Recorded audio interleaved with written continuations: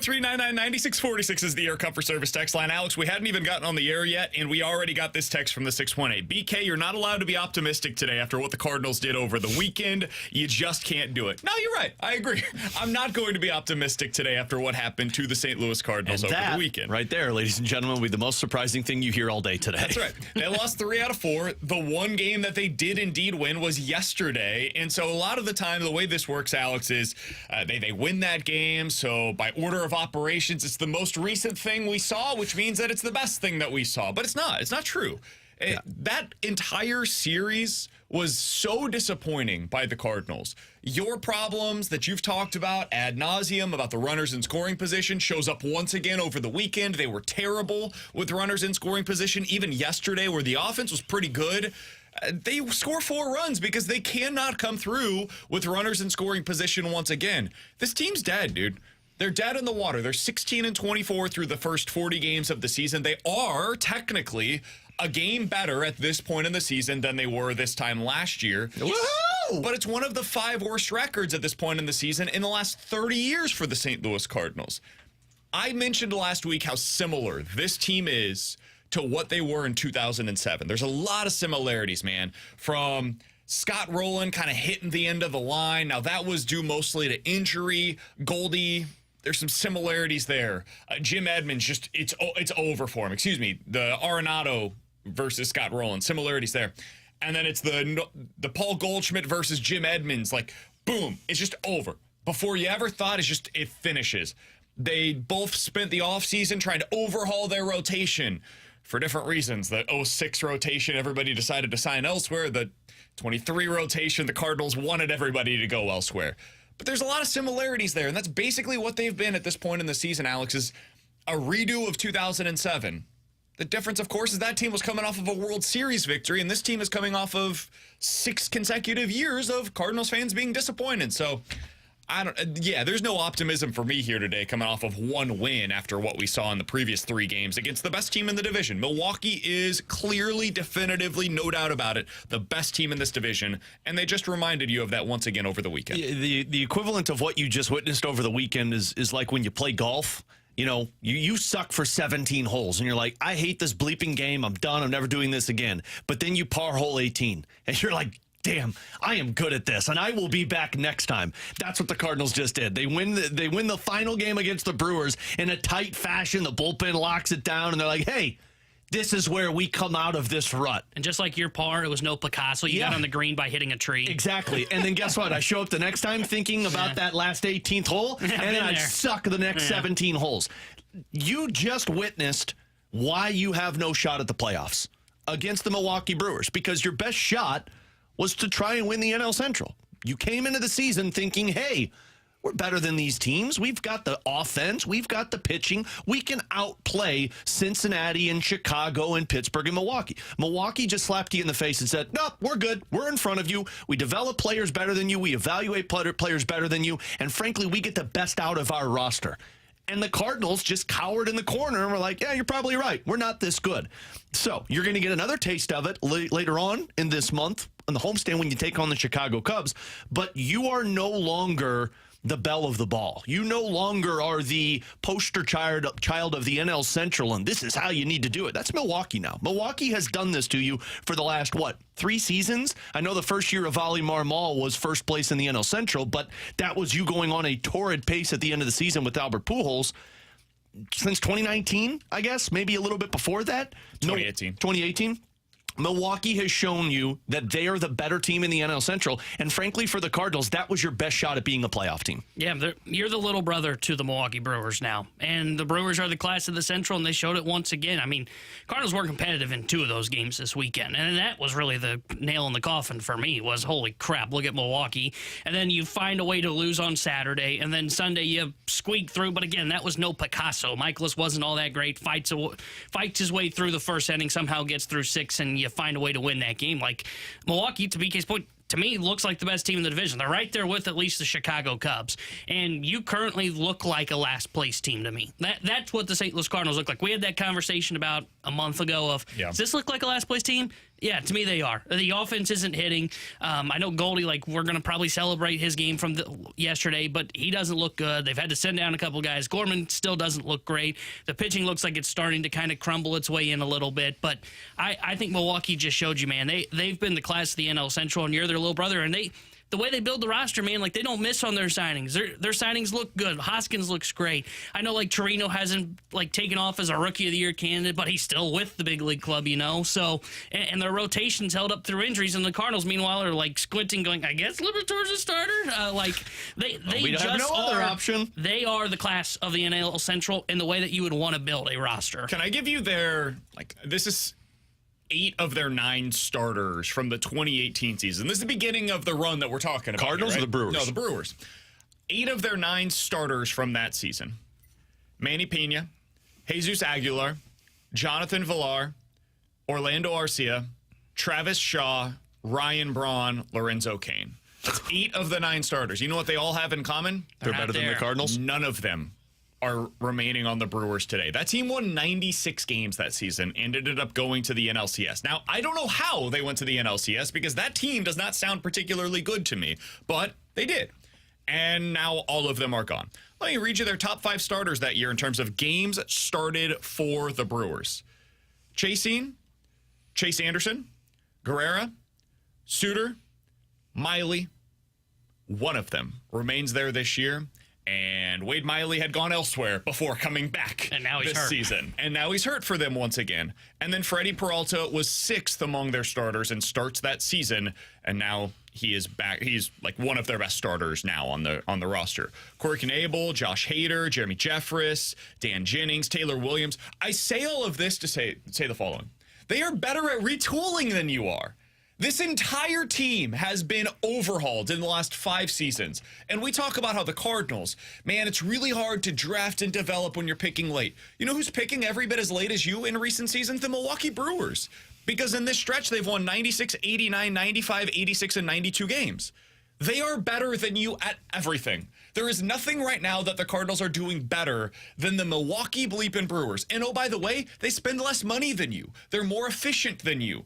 They have a different coaching staff compared to what they had previously. The guy that everybody said is the greatest manager since, the history of the managers, he went over to the Cubs this past offseason, and he's having success there while they continue to maintain success in Milwaukee. They had a general manager, a president of baseball operations, and David Stearns, who everybody was like, oh, that's the guy that makes it all work in Milwaukee. Well, he left, went to New York with the Mets, and they're still having success maintaining really good decision-making processes in Milwaukee with Arnold in charge.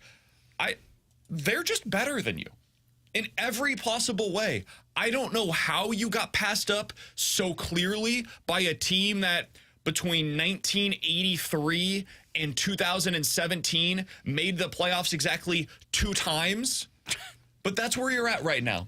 The team that forever was considered to be worse than you is now not only better than you, but slapped you around this weekend and said, you're the little brother once again in this division, Alex. Yeah. And there's no way to get that back. Not anytime in the near future, at least. No, and what should be concerning is, you talked about the 2007 Cardinals team and how eerily similar it was. What's concerning is you don't have an infrastructure in place like the Milwaukee Brewers do, where it's like, hey, you know that when things start to look sour, they'll be able to turn this over pretty quickly. Like in 2007, you had the pieces that you're like, hey, but at least you have this. At least you have the pieces that are going to take you to the next level. Yeah, Albert, Yachty, Waino. Cardinals don't have that.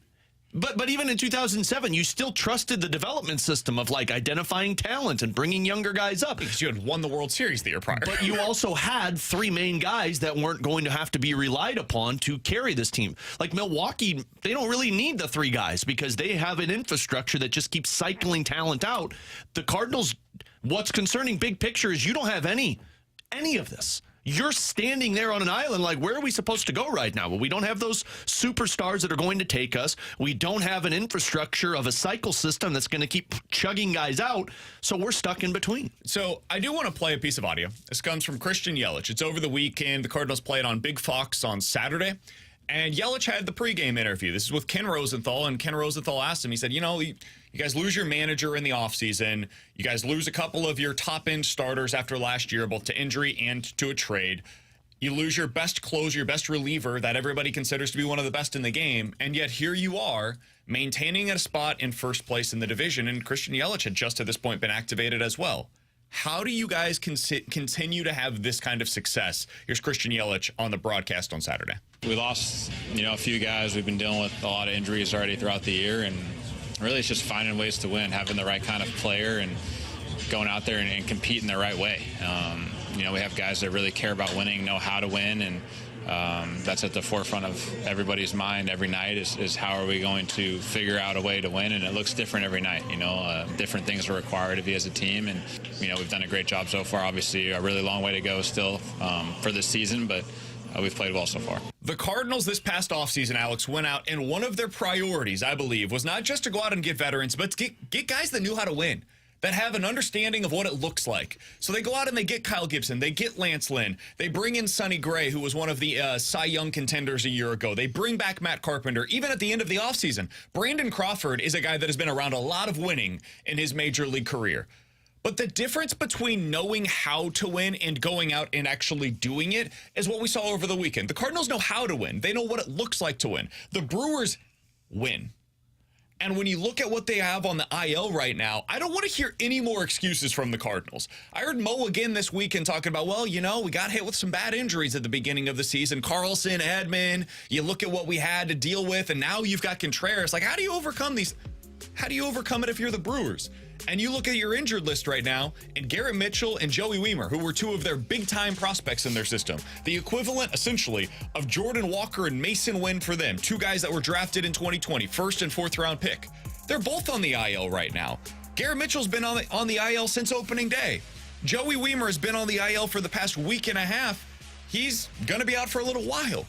They're making do without them right now, no problem. You look at their pitching side of things. DL Hall, Jacob Junis, Wade Miley, Brandon Woodruff on the IL. Got a few relievers on the IL as well.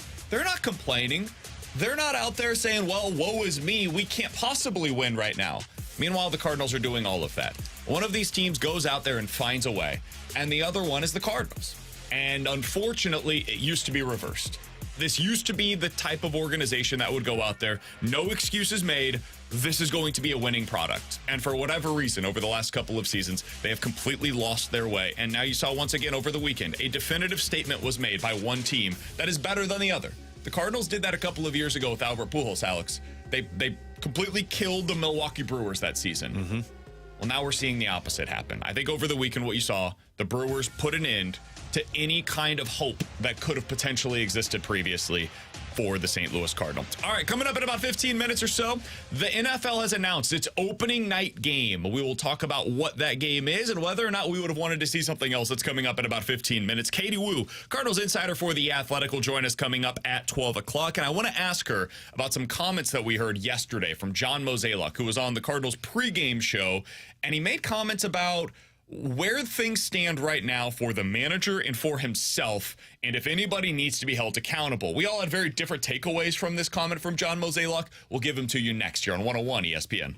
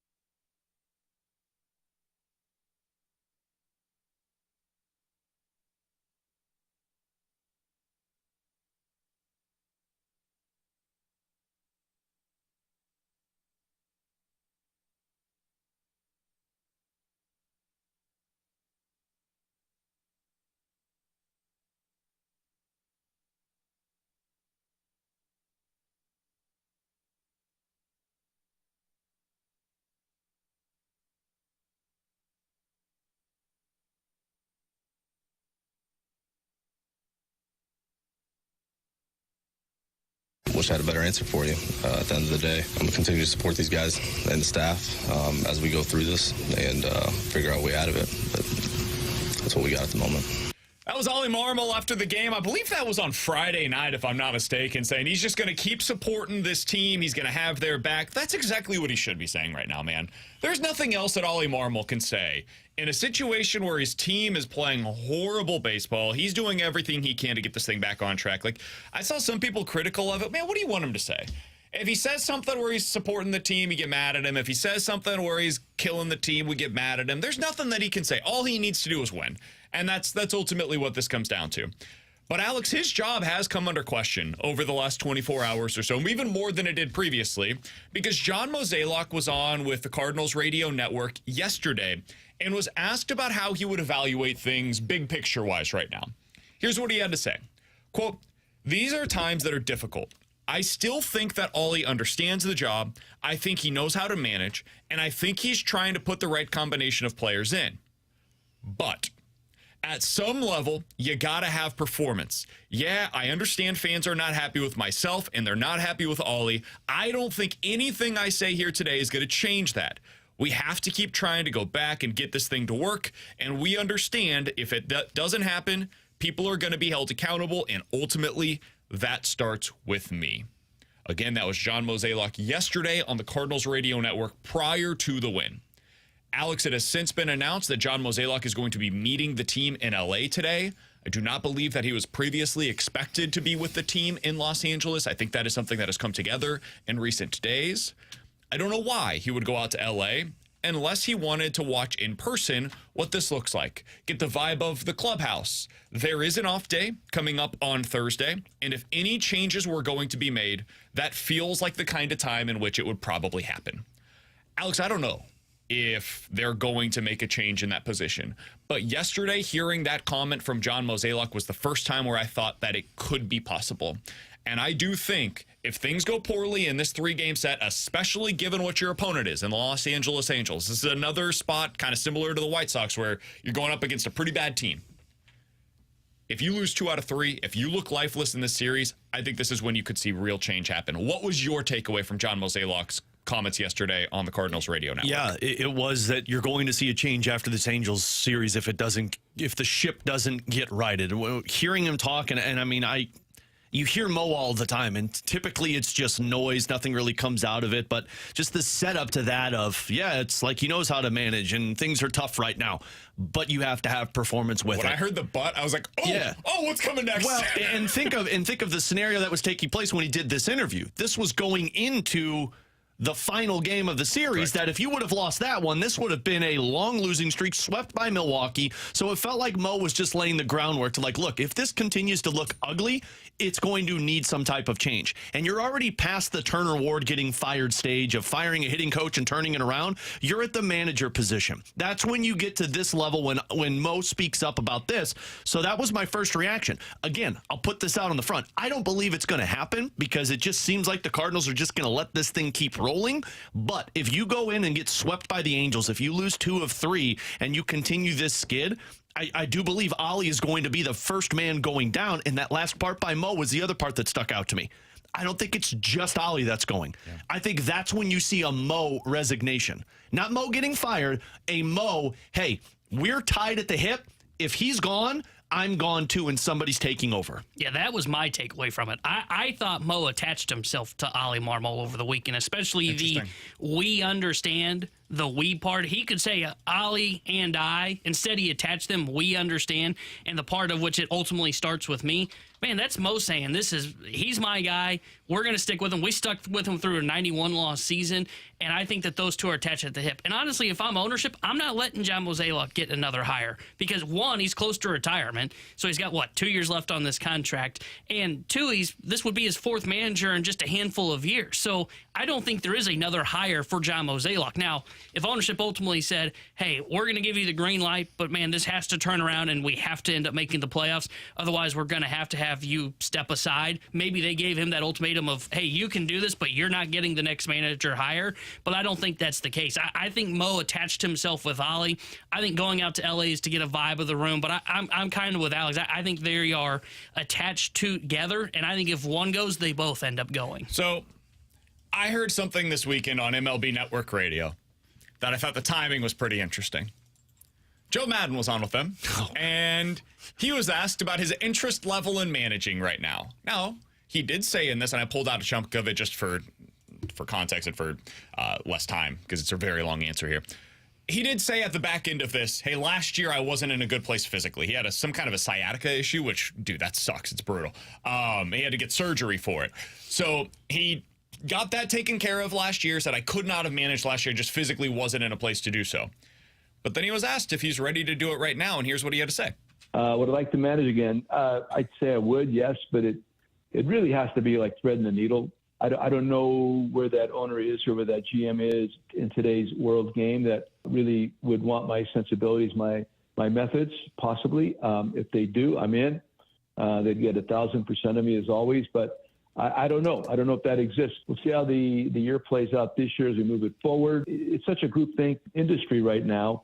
It's just a matter of what becomes popular and what wins. Now, you talk about Boch winning last year, and you can talk about the success of Dusty and how that speaks to guys over 50 managing in the big league. So we'll see. We'll see how it plays out. But I'm here. Really, workouts have been great. I feel physically better, which then permits you to feel mentally better. So I'm ready again. So here's a question, Alex. Let's go down this hypothetical path, right? Mo walks away, says, you know what? I think it's time.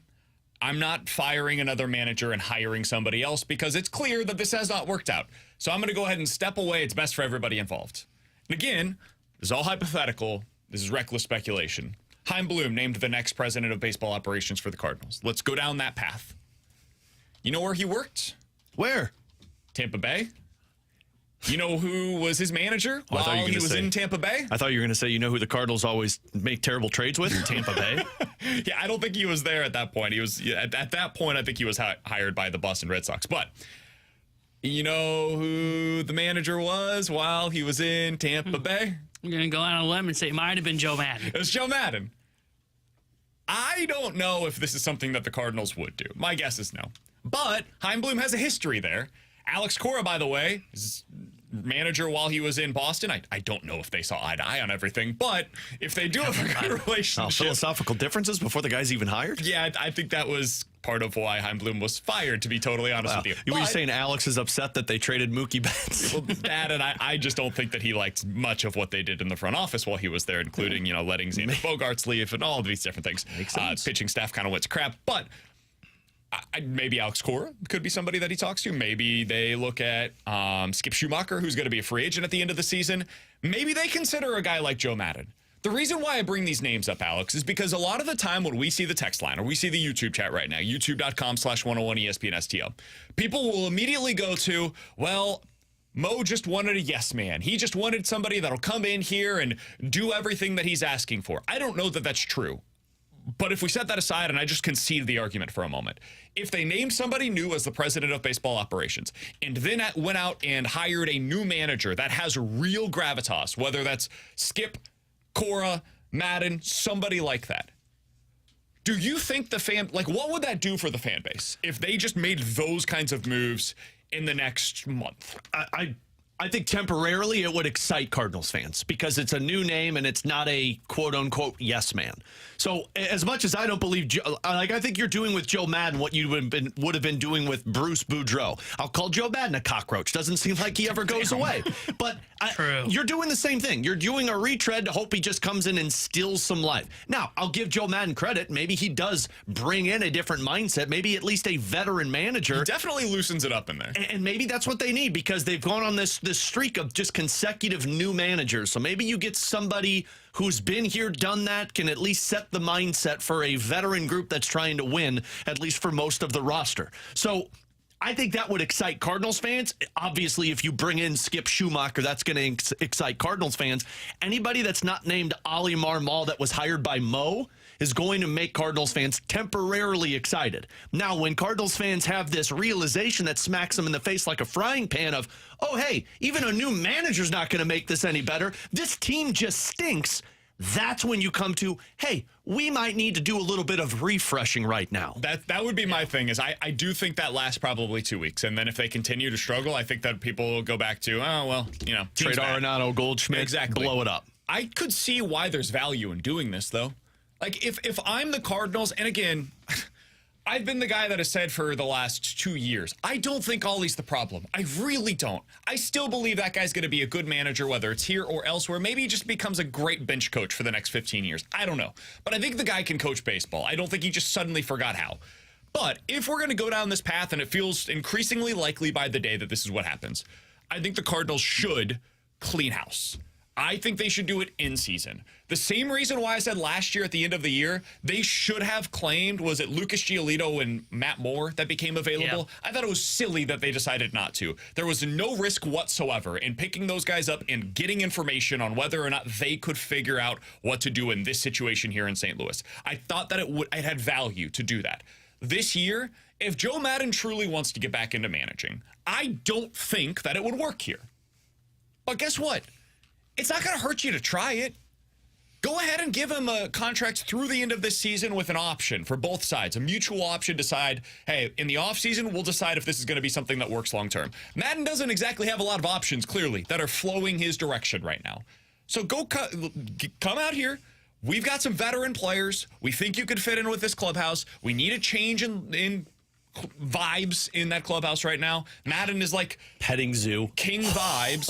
He'll have everything that you could ask for, and maybe that's what this team needs, right? Maybe they just need to get out of their own heads. It's possible. So go ahead and make that kind of a change. Put Chaim Bloom in charge for the rest of the year as the interim president of baseball operations or whatever. Let's see what it looks like, man. Worst case scenario, it sucks. Guess what? The last 2 years have sucked here in St. Louis. So I'm not somebody that's going to come on here like I'm the last person that's going to be like, hey, you got to hire Joe Maddon. That's going to fix everything. At this point, it can't hurt. I am with the Cardinals right now where I was with the Blues when they decided to fire Craig Berube. I didn't think he was the problem. I still don't think he was the problem. But you got to change the variables. You got to see if there's something else that can work. And right now, what you're doing, it is just banging your head into that wall every single day, repeatedly expecting something else to change. Right now, it's not going to. Yeah, and I think where I think everything you said there was right. The problem is I don't see them going full force for the variables. Like if they're going to make a variable change, it would be, all right, let's get rid of Ollie, let's get rid of Turner Ward, and then Descalzo is your interim head coach, and I don't know, one of the assistant hitting coaches takes over as the interim. Like, I don't think Mo's going to step down. I don't think John Mozeliak would step down and allow for these significant changes. I don't think they would go through a significant overhaul in season. I think if they were going to do that, they would wait till the end of the year. And at that point, of course, it's too late. They haven't been able to change anything. They probably missed the playoffs for the second straight year, and then you have to go into an offseason of a whole bunch of questions. But I'm with you. I think if you're going to make changes, it has to be sweeping changes. It can't just be the going halfway through it, go with the, okay, well, the manager's clearly the problem, let's just fire him, and let's just move Daniel Descalzo from bench coach to the interim coach, because I think that's what they would do. I don't think they would bring anybody from the outside, and I really don't think John Mozeliak would just step down. I don't either. I don't think his legacy is going to end in St. Louis. Whether you think it's a positive or a negative, it's not going to end on John Mozeliak's terms. It's going to end to where it's like, hey, I'm walking away on my own or I get fired. But what T-Bone just said is, I mean, you're half-assing it. And if you want to do that, that's fine. But I could argue you've been kind of doing that for the last couple of years, and look what's taken place. At some point, you got to look at it and say, guys, we need to do something completely different. And that might be bringing in a veteran voice for a manager who can take some of the pressure off all of these players. And the reason why I would do that this year, like why I would not wait, is because if this thing keeps going in this direction, they're not just going to change a couple of things. Nolan Arenado needs to be traded. Paul Goldschmidt needs to be traded. Yeah. Lance Lynn should be traded. Kyle Gibson should be traded. This offseason, you're probably trading Sonny Gray. You're trading everybody with very little term that is over the age of 30 from this roster. Like Wilson Contreras next offseason, decent chance he gets moved if things continue going in this direction. But I don't want to get there. I don't want to get to a place where all of those things are necessary. And if there's something that you can do, mid-season, or really, I guess, a quarter of the way through the year, that prevents you from going down that horrible path of truly going into a rebuild, retool, whatever you want to call it, I would like to get there first. Let me find out if there's something else that can stop me from jumping in front of the train. I don't want to get there. So if I can avoid it, I'm going to. And I think the way that you do that is by seeing if there's a change in voice that can allow you to prevent the worst case scenario. Joe Madden might be that voice. Maybe it's somebody else. Maybe it's somebody that I haven't brought up. Maybe it is Daniel Descalso. I don't know, but I would probably go external. I would too. I would want to see if there's the best voice that's out there that is external right now. There are two of them, Dusty Baker or Joe Madden. Those are the guys that are available currently that do not have jobs that could come in here and maybe change the vibes of the team. Because you got to squeeze as much juice out of this roster to find out, is it a roster problem? We all know it is, but you got to make sure you exhaust all variables and say, hey, even a manager that everybody assumes is the best option can't get the best out of Goldschmidt, Arenado, and this team. We need to restart. And I feel bad because I don't think it's Ollie's fault, but that's where we're at, man. At a certain point, it's pro sports. He gets it. This is what you signed up for. Ollie Marmol understands that completely. You were he's hired to mentioned be that a number of fired. times. Yeah, he knows. He knows he was hired to be fired. He didn't think it was going to be in 2 years, 3 years, I guess. But he knows. He knows how this works. Man, the end of the road comes to all of us. That's right, especially us here on the Midday Show. With Alex and T-Bone on VK coming up in 15 minutes, we will get into questions and answers. 314-399-9646 is the Air Comfort Service text line. We'll ask about all of this to Katie Wu coming up at 12 o'clock. But next, NFL quick hitters, including the first game of the NFL season has been announced. And I think the NFL actually made a mistake here. I'll explain why next here on 101 ESPN.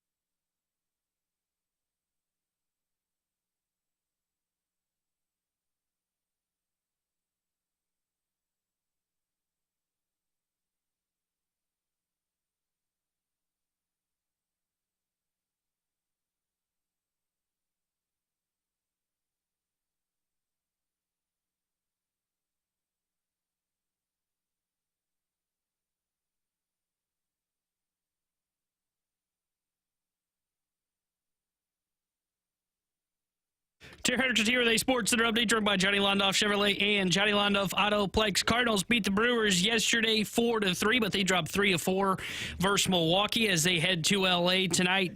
9:38 will be first pitch. 8:38 will be first pitch. Matthew Liberatore will get the start for the St. Louis Cardinals. And tonight here on 101 ESPN, we've got Colorado Avalanche versus the Dallas Stars Game 4 with pregame coverage starting at 8. The Sports Time Day is driven by Johnny Londoff Chevrolet and Johnny Londoff Autoplex. See them at londoff.com. Chevy, together we drive.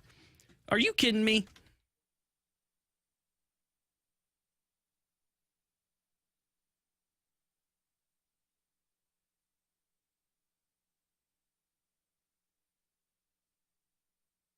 All right, so the NFL has announced the first game of the season. I hate the way the NFL does this, Alex. I'm just going to say this on the front end.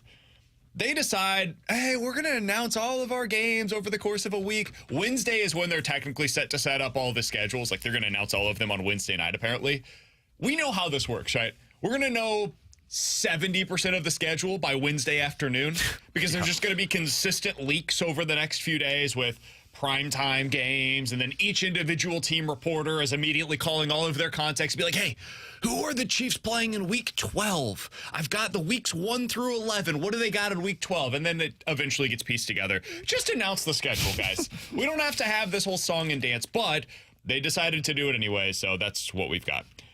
Yeah, that seems to be how it goes. They announced that game 1 is Chiefs versus Ravens. And the way that this operates, of course, that's what we open with. It's the annual Chiefs tradition to open up the season because they always win the Super Bowl, which means that they play on opening night because they unveil, the What about that time that they didn't win the Super Bowl? It doesn't happen very often. They're going for a three-peat this year, and they will open up with the Baltimore Ravens. Alex, what do you think of the choice? They could have gone up against the following: the Ravens, the Bengals, the Texans, the Saints, or the Bucks. Well, thank Which God one they of those didn't pick. would you have selected? Thank God they didn't pick the Saints or the Bucks. I would have gone with either the Bengals because that seems to be the bigger AFC rivalry, or frankly for me, I would have gone the Texans. You've got the old bull, and now you got the young calf. Old bull. Step Brothers reference, and she grabs me. Can't say that on the air. That's what I would do. Thank you. Thank you for I got a luscious V going from my. You everyone almost knows. had your Joey Vitale moment. Oh, yeah. No, I absolutely did. Only Joey actually completed the lyrics there. But no, I would have gone the Texans versus the Chiefs. I think you've got the Stephon Diggs trade. You've got probably the most hyped up team going into the season against the Super Bowl champion. That would have been your best TV ratings out of all of them. I'm with you guys. I would have done the Texans because they are kind of that. They're the hot team this year. There's always one team that kind of wins the offseason and everybody loves them. The Texans were that team this year. Everybody loved what the Texans did. They saw C.J. Stroud as a rookie, and they're ready for that next step. Though the Bengals would have been fun, I think they don't have a lot of excitement around them. Like, sure, the Burrow versus Mahomes is fun, but the Bengals are a team I feel like is like in turmoil at this point. Like, they had a terrible year last year. Wow, they had really? They had Chase and Trey Hendrickson requested trade. Like, there's a ton of questions. Yeah, I was going to say Chase. Higgins. They should have drafted a left tackle instead of Chase. They have a ton of questions about what the future holds for two of their pieces that won out. And let's not forget they were not very good last year, and Burrow was not that impressive. I think they're a team that feels more in turmoil compared to like the Texans, who I say is, oh, wow, that's the hot commodity this year. I think Chiefs-Texans would have been the best matchup. That's what I feel like as well. I think the reason why you do this if you're the NFL is because you know Chiefs-Texans and Chiefs-Bengals is going to get big-time ratings no matter when they play. Chiefs-Ravens is like a really good way to start out the year, right? It's the rematch that they had last year to finish things out where the Chiefs find a way to come away with a victory despite the Ravens being the best team all year long. So I get how you end up in this spot. And they had 3 really good choices, and they chose one of those 3. I personally would have gone with the Texans because I don't know how the Texans season is going to go. I think it's going to be pretty good, but it's possible that the Texans have this year 2 relapse, right? Where like you go out and nobody sees it coming, and you go 10-7 last year, and it's this exciting new thing. And then year 2, sometimes the way this goes, they'll go like 9-8 this year. And it's not quite as good as it was a year ago. And then year 3, they really start to find their full force. I could see that. I could see that scenario for them. I guess the same thing is technically possible for the Bengals as well. So I would have preferred one of those, but I understand how you get to Chiefs-Ravens in week number 1. The other thing that I did want to ask you guys about, there was a report earlier today from ESPN.com about the Jared Goff negotiations with the Lions. There were some speculation around the draft that, hey, this is definitely going to get done. There were others that said, oh, I actually don't think that Jared Goff is going to get a big-time deal with the Lions this offseason. If you guys are the Lions and Jared Goff is asking for $45-ish million per year, are you paying him that this year? Yes, because I don't think there's going to be any better options available to you for your team. Dak Prescott? I would rather have Jared Goff. Really? Yeah, he's worked in my system. He knows my team. He knows my players. My players work well with him. And frankly, I think Jared Goff has just been better in the playoffs than Dak Prescott, at least recently. And I feel like paying Dak Prescott is going to be overpaying. Jared Goff, you might be paying reasonable to what he can provide your team. I would have drafted a quarterback if I was Detroit. Now, I know there weren't really any available at the time, but I would go Jared before I would go anybody else. So I don't think Goff is a top 10 quarterback. And giving him $45 million puts him in the top 10 of being paid that way. But Kirk Cousins is making $45 million. And I think he's in that tier with Kirk Cousins. So if you said, hey, we've got our roster in place for the next 3 years, we got to get the quarterback locked up, otherwise we're going to have to potentially explore the market. I think you just sign Jared Goff, re-sign him, because, like to Alex's point, you've seen it work in your system. Sure, you can bring in Dak, but then you go through the whole, okay, was he going to fit with our system? Now he's got to learn these new wide receivers. You end up probably burning a year of that contract in a learning experience. And so Dak's going to get 60. Yeah, and I don't think not he's worth paying that. him $60 million. I'm happy to give Goff $45 million because he's in that tier with Kirk Cousins. So I would say, yeah, I would be willing to sign him to that contract. Goff feels a lot like what we were talking about with Baker Mayfield getting the extension with Tampa Bay, where it was like, yeah, you're probably overpaying him, but he's the best option that works for your team. So it might be the only route to go if you're Tampa Bay. Yeah, I think that makes a lot of sense. I think Dak is going to end up elsewhere. I do not think it's going to be with the Lions. I think there's a decent chance for Las Vegas. I could see that. Hell, he should go to Atlanta. Atlanta loves quarterbacks. I personally want to see him in Miami. I would love to see the Dolphins just kind of play this thing out this year, do the smart thing, find out what Tua looks like this year. And if it doesn't work, Tua, go ahead, hit the market. You're probably going to end up in Dallas, and Dak Prescott can come to Miami. I think that's the best case scenario. But yeah, $45 to $50 million is probably where you're going to see this come in for Jared Goff. That's the Kyler Murray, Deshaun Watson, Kirk Cousins range. And I think that's where he gets it. If I'm the Lions, I do this now. Because the longer you wait, the more expensive it's going to be. If you don't get it done this offseason, if he has another good year this year the way that he did last year, he's probably closer to $50 to $55 million. Because now suddenly you're going to get him in that Jalen Hurts, Justin Herbert type of a range. And I don't think I want to be paying that if I don't have to. So if I'm them, I try to get this thing done as soon as humanly possible. Coming up in about 10 minutes or so, we're going to talk to Katie Wu, Cardinals insider for The Athletic. She was there over the weekend to talk with Ollie Marmol coming off of what were some pretty disappointing losses, especially on Friday and Saturday. What did she make of where things stand right now for him when it comes to his job security? We'll talk to her about that at 12 o'clock. Questions and answers coming up next here on BK and Ferrario.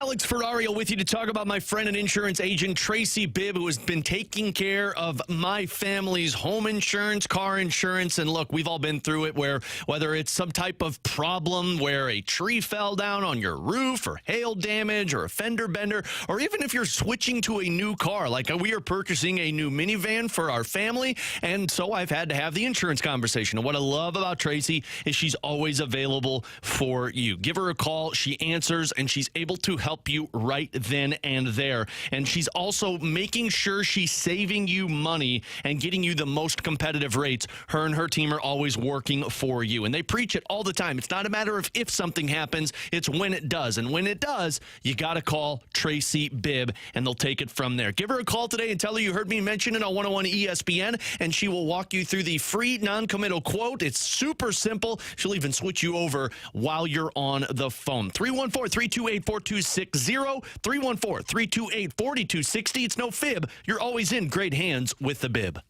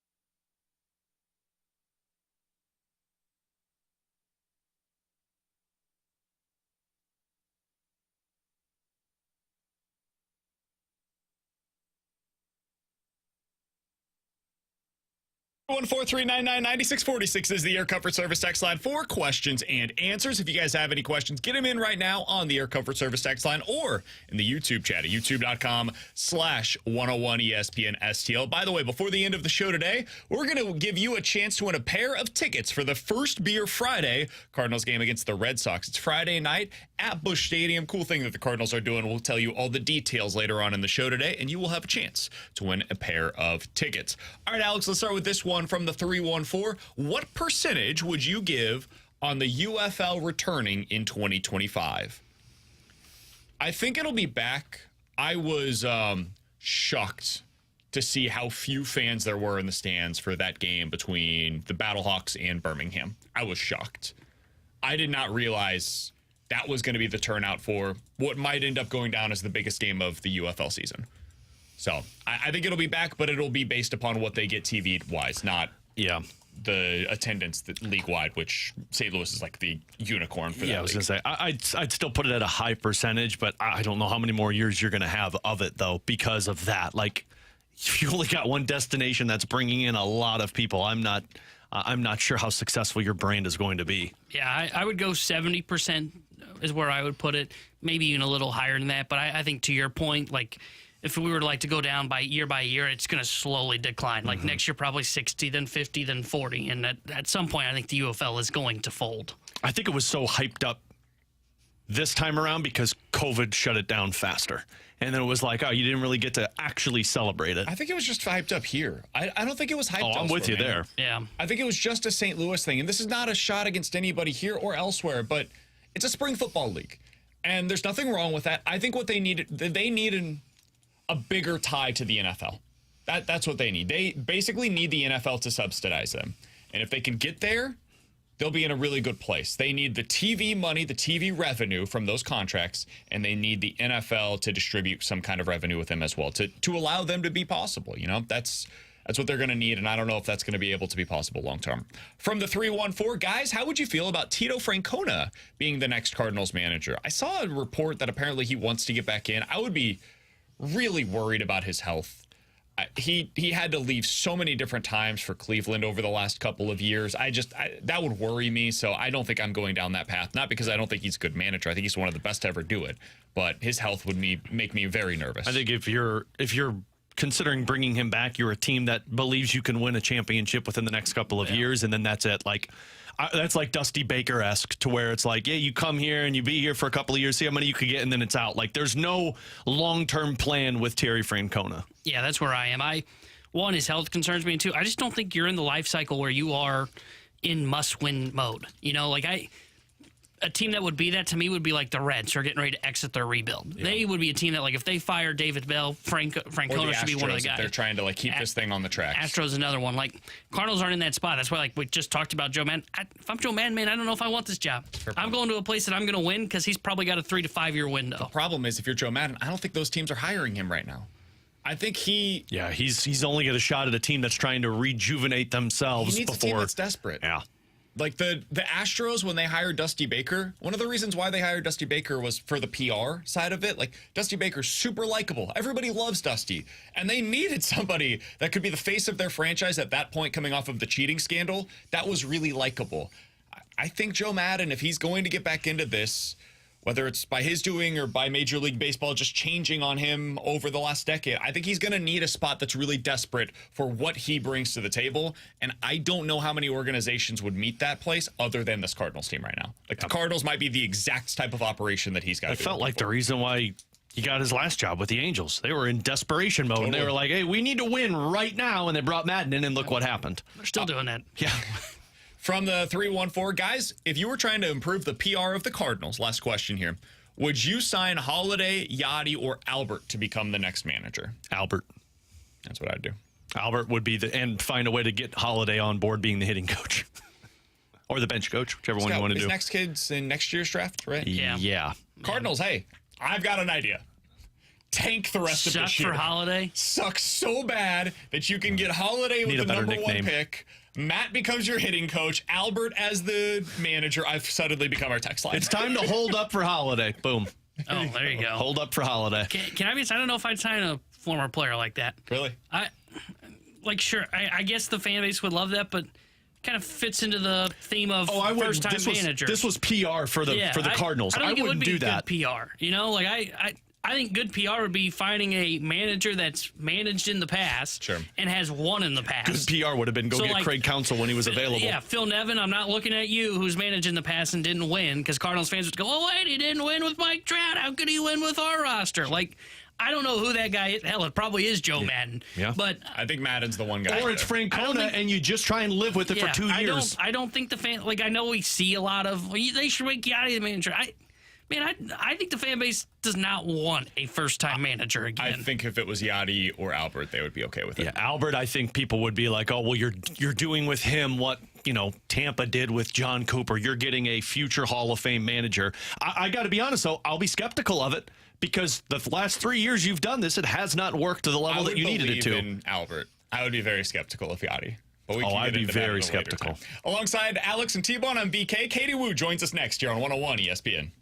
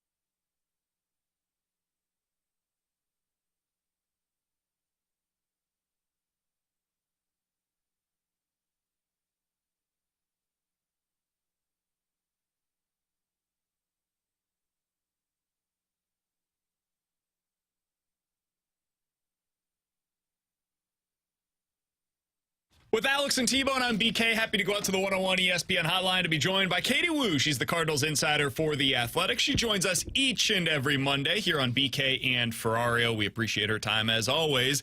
Katie, how you doing today? Guys, I say this every Monday, but I mean it. It is a new week. So maybe that's what the Cardinals need to flush what was inarguably their worst skid of the season, one of the worst weeks of Cardinals baseball we've seen in a while. But it's over with. That's in the past. New week, new day, new series. Let's see what they got. You know, I just because you used the word flush, Katie, it reminds me of a great quote from the amazing show The Office, where they may be a great toilet, but the Cardinals are an extraordinary piece of crap.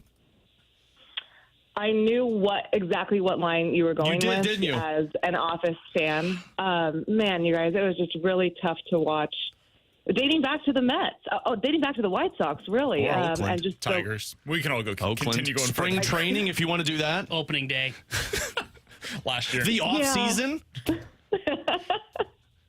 It's tough. It's tough. I'm glad they got the win on Sunday for their sake. I mean, it sounds crazy to say at 14-26 that a win on Sunday to elude a 4-game sweep was big, but it was, for the overall grand scheme of them, certainly does not come close to solving their problems, but at least they're able to get out of Milwaukee with a win and hopefully reset. The Angels are a beatable team. I understand the White Sox were as well, and the Mets. But, you know, at this point, if the Cardinals don't make a serious turn, I think you're looking at drastic consequences. What do you mean by that, Katie? I think at some point, 14-26, let's look at that. Last place in the NL Central. And a roster that I'm not quite sure was built with any kind of foundation behind their starting 9 or so. I think it's hard to win with this roster. I really do. Let's look at Matthew Liberatore today. I don't want this to be an indictment against Libby. I think he's done really well in his capacity. I really like him in the bullpen. He's worked really hard. Now the Cardinals don't have any viable option besides Liberatore, and essentially will take a piece out of their most important part of the roster in their bullpen, put them in the rotation for 50 pitches, therefore making both the rotation and the bullpen weaker in the process because they have admittedly nobody else is a problem. I think when you look at overall, every day I walk into the clubhouse and the guys are great. This is my favorite Cardinals clubhouse that I've covered. It is consistent. It's positive. Everyone's even-keeled, relaxed. Obviously, they're frustrated, but they do a very good job of coming into the clubhouse every single day and saying, all right, hey, let's get back into it. Let's trust ourselves. We have talent in this clubhouse. And then, for whatever reason, the results do not match what's happening in the clubhouse on the field. It is so perplexing. And, I've said this before. I'm never going to call for anyone's job. That's not my place. My job is to figure out what's going on and report it. And what's going on is that the Cardinals just can't find a way to win ball games. I don't know if that's an on-field product. I don't know if that's overall roster construction. I do know that if they don't figure out a way to win this series and in this next homestand, which is crucial, that they'll almost have to make a change. I'm not going to suggest what change it is because I don't know. But at this point, with the guys that you have on your roster, the guys that are underperforming, and the overall sense of we don't know what's going on, that's a problem. It's really interesting, Katie, because we heard the comments from John Mozeliak yesterday prior to the game, and that's prior to a win, which is important context, of course. But he basically says, listen, I think Ollie's still a good manager, but at a certain point in time, the results matter. And he said then, as a follow-up to that, everything starts with me. When you heard that, knowing on background what you know about this team and where things are, Mo is going to be in Los Angeles for this series against the Angels. They have an off day after this series on Thursday before they come back home for a homestand against Boston. How much importance is on these next 3 games, in your opinion, for the St. Louis Cardinals? So I actually don't know if he's still scheduled to come. Oh, good. It's been we asked PR and they said they had no idea. Really, essentially, they hadn't heard anything. That doesn't mean he's not coming. But either way, we'll address it when he gets there. If he gets there, I don't know. Like I said, you guys, the common theme for the season is I don't know. But I thought it was interesting that Mo, not that he hasn't done it before, but it is rare for him to be as direct as he was with Tom Ackerman on KMOX and say, no, it starts with me. I can tell you right now, walking into the clubhouse, that the coaching staff has not lost the player support. Are players frustrated that they're not winning? Absolutely. But whether it's on the record, whether it's just in the clubhouse, whether it's just in the dugout talking, the common consensus is the same. These coaches are working their butts off.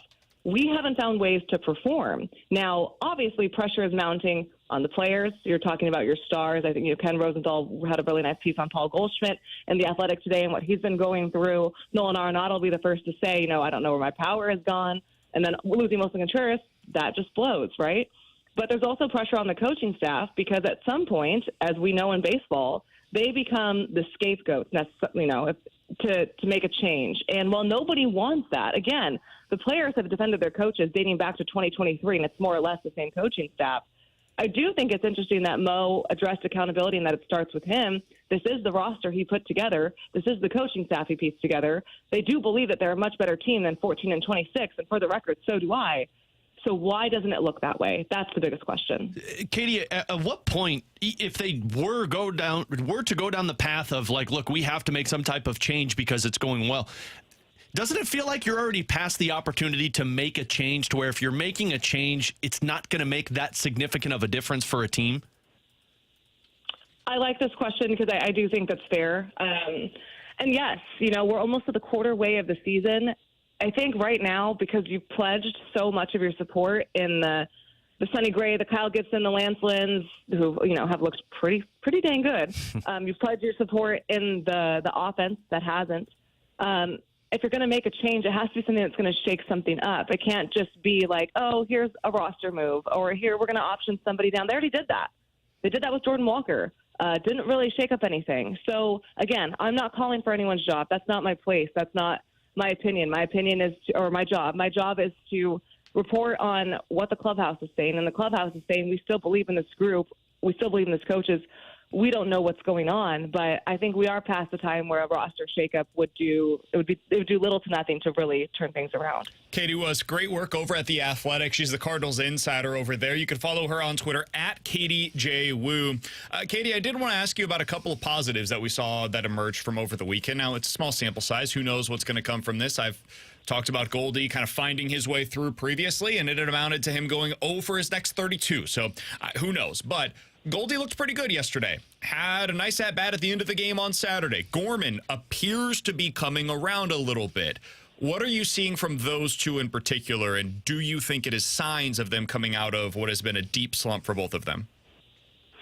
I'm pretty sure everyone in the Cardinals clubhouse is begging and pleading that they are. Let's start with Goldschmidt because it's been a month, right? We've seen flashes. He had that 4-hit game in Detroit at the end of April, and we all thought it's the end of April. Goldie's heating up. He always gets hot in May, and then he didn't get a hit for 11 days. I will say this about Paul Goldschmidt: true professional, above and beyond, has answered every question, has made himself available every day for those who want to talk. And he was at American Family Field over the weekend every day at 1:00. That is very early for a professional baseball player to get to a game. Doing early work, hitting in the cages with Turner Ward and Brandon Allen. Daniel Descalso's out there, Ollie Marmol's out there. This is a collective effort to get this guy right. He's done it every day, and he did feel better coming off of Thursday and Friday. Now, following up with 4 strikeouts on Saturday, you're probably rolling your eyes, but sometimes it does take a little bit for those changes that you make to show themselves in real-life game action. So I do think that we can go into this Angels series cautiously optimistic that Goldschmidt figured it out. I loved what he did with that high fastball for the solo home run yesterday. That looked like the Goldie swing that we know and love. To Nolan Gorman's point, you want to see the homer. I saw that on Friday. Love that. I was more encouraged by the walks. He's working a lot of walks, and for Gorman, who's always been a high strikeout guy, a sign that he's walking more is a sign that he's seeing the ball better. And theoretically, that should lead to better bat-to-ball results. So, again, you can be cautiously optimistic with Gorman. I liked what I saw from Lars Nootbaar over the weekend. I think we saw a lot more of what he could do. It's no secret that those 3 guys need to get going. But right now, I think the Angels in Anaheim should provide, we said this with the White Sox, it didn't happen, but should provide a comfortable springboard if this team wants to turn it around. Look, it's not too late. Don't get me wrong, it's very ugly right now. But the Cardinals can solve a lot of their problems just by winning. It's up to them to see if they can do that. Katie, on the Jordan Walker front, I know he's still in Memphis working, and it seems like you're starting to hear about some success. Have you heard anything on the Jordan Walker front? Not much, just more or less he needs to get out there and keep getting reps. We've heard that from a lot of guys down in AAA, Zach Thompson, Andre Palante, Victor Scott. Again, when the Cardinals optioned Jordan, it wasn't a short stint, let's get him back. Obviously, they want him back as soon as possible, but he had some major issues to iron out with his swing, so I do think it's going to be a little while longer before we see Jordan Walker, which is a shame because the Cardinals could really use another right-handed bat. That goes back to the aforementioned roster construction problem. See, everything is a circle here. But, I do think it will be a little bit longer before we see Jordan Walker. Katie, final question. We'll get you out of here on this. Later on today, we're going to talk about the moments that led to the Cardinals being where they are today. David Schoenfeld of ESPN.com had a piece earlier today over about the biggest questions that exist for the teams that are off to the worst start, including the Astros, Cardinals, and the Blue Jays. And in his Cardinals write-up, he wrote about the 3 moments that led to where they are. And it included 3 trades. It's Adolis Garcia, Randy Arozarena, and the Marcell Ozuna trade. For you, if you had to pinpoint a moment that led to where they are today, what do you think it would be? So that's a good question. I don't know if I necessarily agree with the trade premise, but I'll need to read the article. If I could pinpoint one thing, just because they haven't looked the same since this happened, it's the 2022 Game 1 wildcard game. Because they had that game in the bag, and in the 9th inning, everyone just fell apart. And I have yet to see the team look anything like they did in 2022. And that's a little bit not fair because they're different players, correct? But the overall brand identity of the Cardinals has not been the same since that happened. And I really thought coming into 2024 that it would be a little different. And I think every single person inside that clubhouse thought so as well. So it's really perplexing to everyone involved on why the Cardinals have nearly an identical record to where they were last year, because I think we can all agree they shouldn't.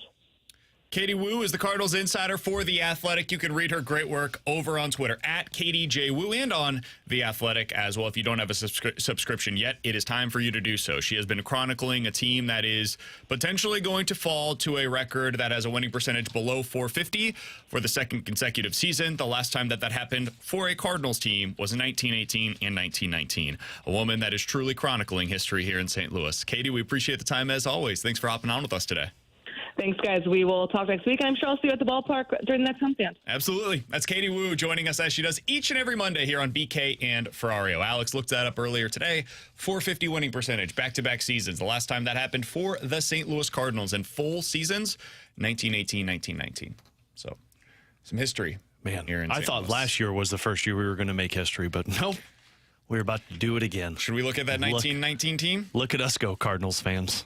Let's take a look. 1919 Cardinals. Vern Clemens, Dots Miller, Oh my God. Milt Name. Stock, Who names their kid Doc Dots? Lavin, Rogers Hornsby. He was on that team. pretty good. I remember I would that guy. love to name my kid Doc. Cliff Oh, yeah, another one on the Heathcote, No, it's a girl. Bert Schotten. That's a good name. I like Bert. Good old Bert. Bert. Jakey May, Jakey. Lee Meadows. Is this a hockey Ferdy team? Shupp. Fergie? Ferdy. Ferdie. Red Ames. Red Man, Ames. there were so many one-syllable names back then. Elmer Jacobs. We just don't make them like we used to, man. Man.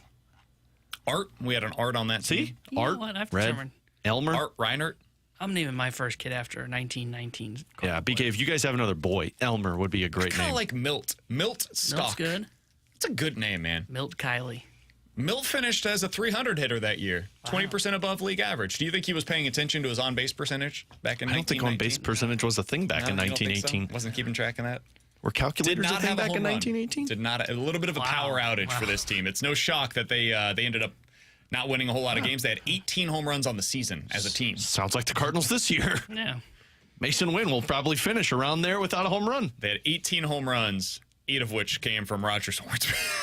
They had what? 18 home runs as a team.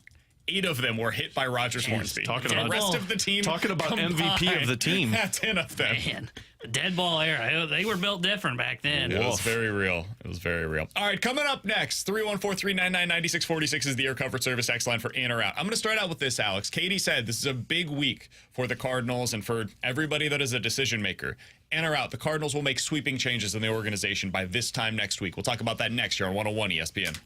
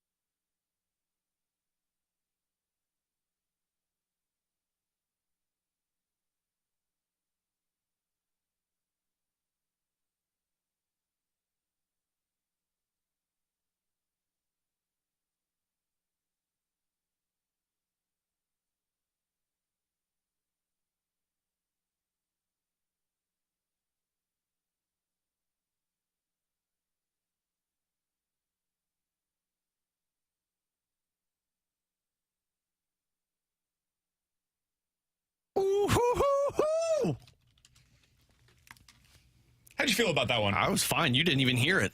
314-399-9646 is the Air Comfort Service text line for in or out. You give us a scenario. We'll tell you if we're in or out here on BK and Ferrario. We've had multiple people, by the way, text in since the last segment referring to Dots Miller. Apparently that was a nickname for him. It wasn't actually his given name, but he just became known as Dots Miller. We've got multiple different accounts on who specifically did this, but according to many of them, one of his teammates apparently didn't speak great English at the time.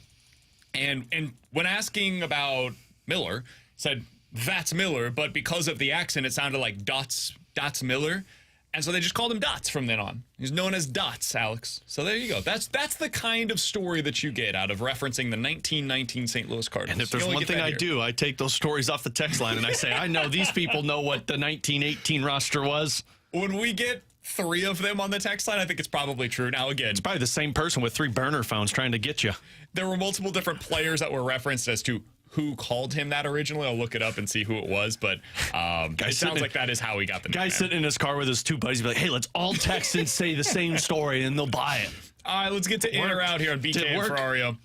Guys, let's start out with this one. After talking with Katie Wu and her saying how important this upcoming week is for the Cardinals against the Angels and then against Boston, in or out? If the Cardinals get swept by the LA Angels, there will be sweeping changes made within the organization by Thursday afternoon. I'll say I'm in. I don't know what the sweeping changes are going to look like. I really don't believe Mo is going to step down, and I know the Cardinals won't fire John Mozeliak.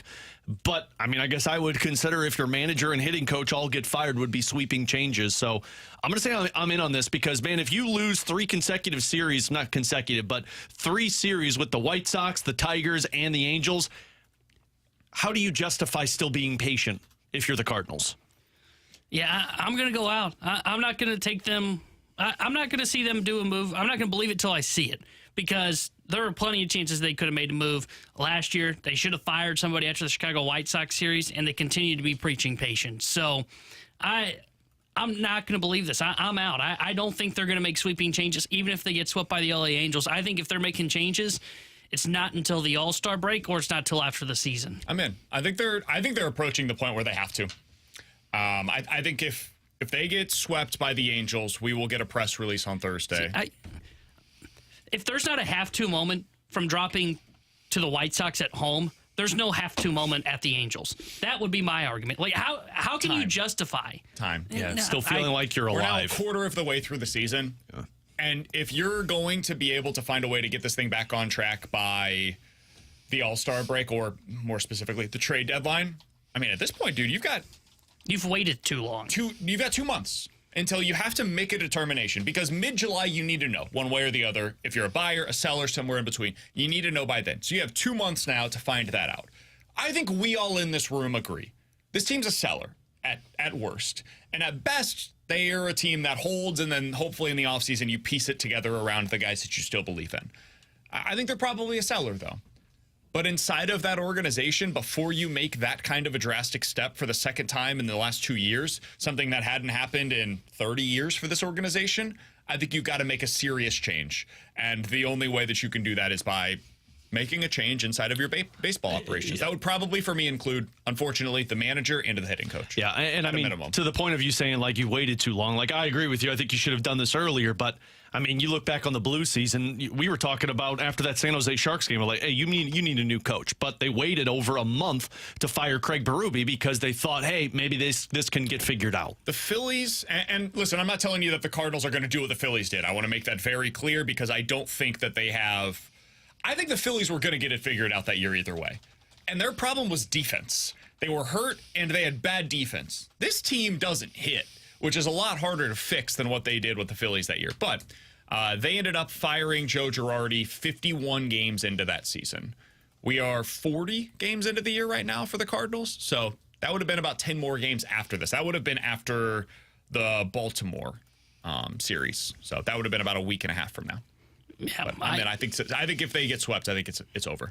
I just think you've waited too long because it's not like the White Sox were the Mets Or, like the Mets are like a middling team. If the Cardinals had dropped to a team like that, which they did in the Mets case, like they lose those 2 games, like, okay, hey, I can see how that happens. Baseball's a weird sport, weirdish happens. I can see how you can lose to a middling team.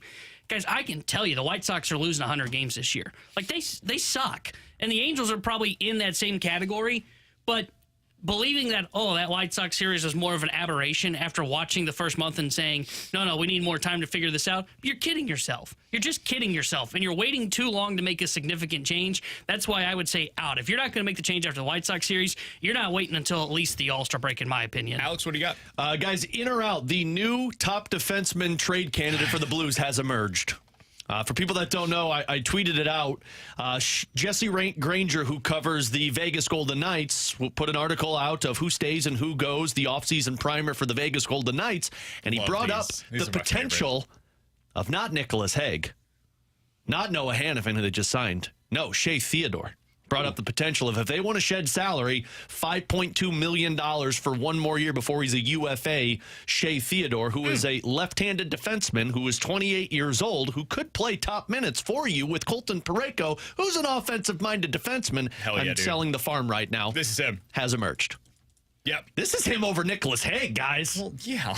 Well, no, I'm just Nicholas saying. Hague's probably a third-pair defenseman long-term. No. Probably. He's younger, though, so that's the only that's the only big part with Hague. Yeah, Theodore is 29 years old next year, and that's going to be a sticking point for this organization because they're trying to build around younger players. But defensemen don't reach their peak until 27, 28, typically. And they don't go out of their top perform 35. until about 35 or 36 years old. So if you were able to get your hands on him, and I think the problem is the injuries. If you think that he's just broken goods and he's not going to be back to his full form, then you probably don't go make that deal. But if you believe in the health of the player, he's better than anything else you could go out there and acquire. I mean, he's a stud. Yeah. And you could potentially acquire him and negotiate a contract extension all in the same conversation because he's 1 year away. He would get? I think Granger said that it's probably going to be somewhere around what Noah Hannafin just got, $7 million a year for, what did he sign, 7 years? I think 8. So you're probably somewhere around that. But, I mean, this is a number 1 defenseman. Like, he's not an elite like Alex Pietrangelo, but this is a number 1 defenseman. It's also a perfect partner for Colton Parayko because you he's need offense. Offensive-minded. Yep. Also, he can do a lot of the things that you would lose if you decided to trade Torrey Krug this offseason because he can be on the power play, a guy that can quarterback that unit. I think Theodore is exactly the kind of piece that they're missing right now as a top pair defensive player on the left side. Let me restructure my in or out then for both of you guys. In or out? You would trade the 16th overall pick for Shea Theodore. In. I would too. Yeah. Because I think it would take more. I don't. Granger said, I mean, maybe more picks or lesser prospects, but that would be the center point because Granger said picks and prospects to replenish their pool. To move stuff out. Yeah, and it gives them something to trade in the off. Or honestly, it might be next year's first round pick. When they go to acquire Brady Tkachuk, they're going to need an extra first. So go get Mitch Marner. Yeah, so annoying that they're going to do it. They'll trade for Marner at the trade deadline and be like, hey, look. He has a modified no trade list, but it's only 5 teams, so he probably couldn't block a trade to the Blues. I'm guessing they're not on a 5-team no trade list. Yeah, that's probably like San Jose. All the teams the bottom that bad. teams. But the reason I'd say I'm in on that, and look, it may end up going awry because of injuries, but I think you have to take that shot. I think the 3 of us are on the same page here. But I've said this before, and I believe it. I don't think you can exit the retool without finding Parayko's partner. Agreed. And I think that this would certainly accelerate it. You still have to fix some things 5-on-5, get a power play specialist that comes in, unless you believe that Snuggerud next year when he comes here. But I think that's the one thing that can accelerate that and get you out of the retool is finding his partner. And this dude, if you sign him to an extension, this is the same age time frame as Colton Parayko. So your top pair is locked down, and here's your number 1 power play quarterback. Guys, in or out? Nolan Gorman will remain in the major leagues for the entire season, will not be optioned. In. After what we saw this weekend, I thought there was a real chance he would be the one that goes down instead of Fermin. It's hard for me to look at what they're doing right now and say, yeah, that was a decision based upon the results. Because Fermin's just been better. If you just look at the 2 guys, hey, who's been the better player for the Cardinals this season? Nolan Gorman, Jose Fermin. Now, obviously smaller sample size for Fermin, but Fermin's been better. So when they made the choice to send him down, despite them having way too many left-handed batters now on the roster, and Fermin offering much more versatility for them on the big league roster, it told me they're just going to see what this looks like with Gorman the rest of the year. They don't view it as valuable for him to go down to AAA, and I think it's probably because of what we referenced last week. There is no high strike. There is no fastball up that can hurt Gorman the way that it has in the big leagues because of the ABS system that they use. So I think he's going to be up with the big league team the entirety of the season. They do not view it as valuable for him to go down. I don't think they can afford to send him down. I mean, even if you're trying to keep somewhat of your season alive, you send him down, that's waving the white flag on top of waving the white flag already. If you send down the two core pieces of your roster in Gorman and Walker, you can't afford to do that. So I'm saying I'm in. He's going to be here all season. I'm in because I just think you're at the moment where it's sink or swim with Gorman. I don't think there is no more, let's get the training wheels back on. We fell off the bike. Let's see if we can get this figured out like they've done with Jordan Walker and what they did with Victor Scott, which made sense because he'd never been to the big leagues before. I think it's sink or swim time for Nolan Gorman. Now, I thought it was a mistake to option Jose Fermin because I think you're right. I think they could use his right-handed bat in the lineup against lefties. I would have DFA'd Crawford, but, the Cardinals just can't operate without a backup shortstop, even though Fermin could play it if they had to. But I'm in. I think Gorman's here for the rest of the year. 314-399-9646 is the Air Comfort Service text line from the 662. Guys, in or out, the Cardinals should start moving players right now for up-and-coming prospects. Out. If you're going to move guys for prospects, you need to wait till some guys start looking better. You ain't getting anything for these guys right now. If you're going to do that, it's probably Ryan Helsley that you would move now.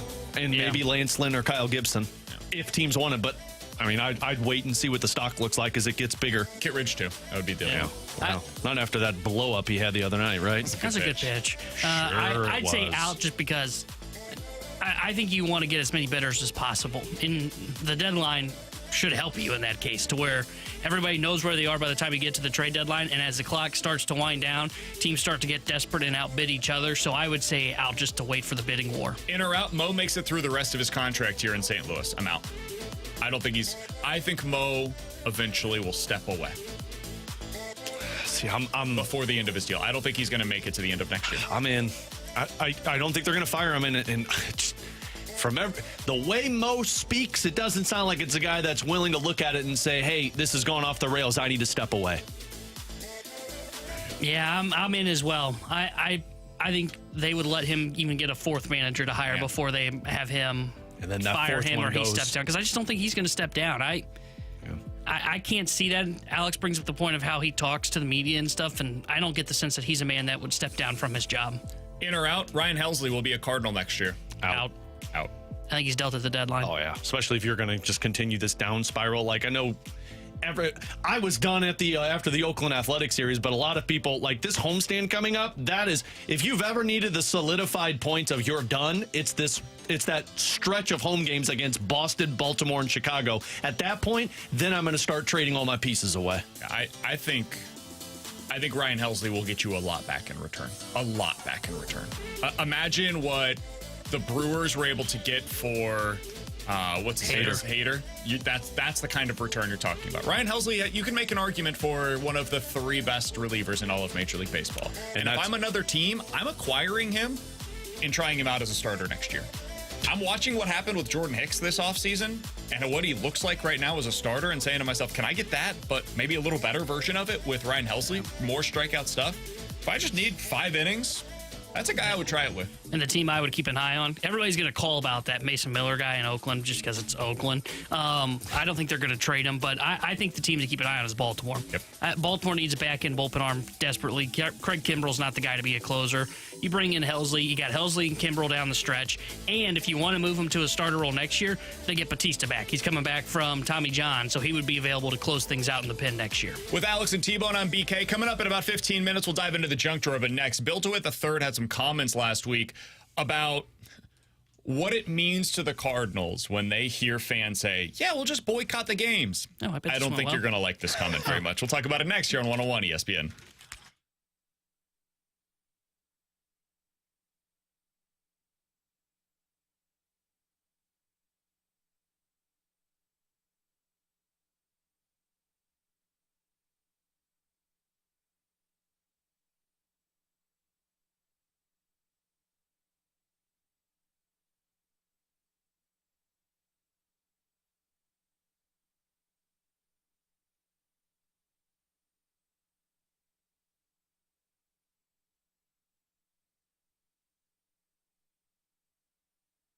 Alex Ferrario with you. Look, it's time to talk HVAC system. As it's starting to get hotter and more humid, you're going to have to flip that AC on, and it's going to take you up until the fall. And if your HVAC system is old, if it hasn't been fine-tuned lately, or maybe you're just in the market for a new HVAC system, then you need to call Classic Air Care. I talk about them because I've been using them since I purchased a home back in 2016. My family has been using Classic Air Care since my dad purchased our home that he's living in currently, and they have been making us comfortable all along. They've been making people comfortable since 1926, and what I love about them and why I endorse them is because I trust them. It's so important when you're making such a big purchase like purchasing a new HVAC system that you trust the company. I trust the company, I trust the owners, I trust the technicians because they're honest, they're upfront, and they're giving you the best quality of work. And if you don't believe me, go check out the thousands of reviews up on Google Reviews, a 4.8 rating for what they do, and there are personal testimonies about how great the workers are with Classic Air Care. Check them out online. There's financing options available for a new HVAC system. Classic Air Care and classicaircare.com.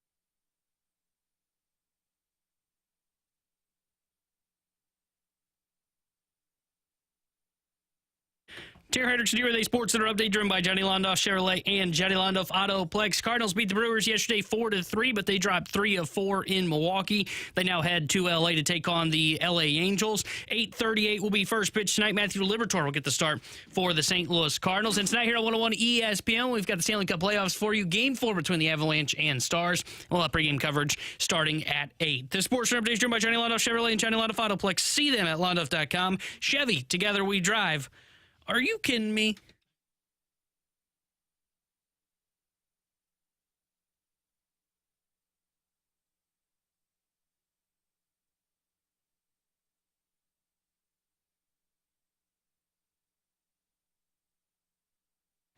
With Alex and T-Bone on VKR. So there were some comments from Bill DeWitt III that made some headway over the weekend. The track record of the Cardinals, this has gone well. Yeah, it didn't go well. This is via the Killcoin Conversation. Scoopswithdannymac.com is where you can go find that. Bill DeWitt III was asked about his thoughts when he sees fans say, hey, we're just going to stop going to games and that'll show them. Here's Bill DeWitt III. The thing I chuckle about is when I see sometimes comments, we got to, not show up to send a message that this isn't acceptable to the owners.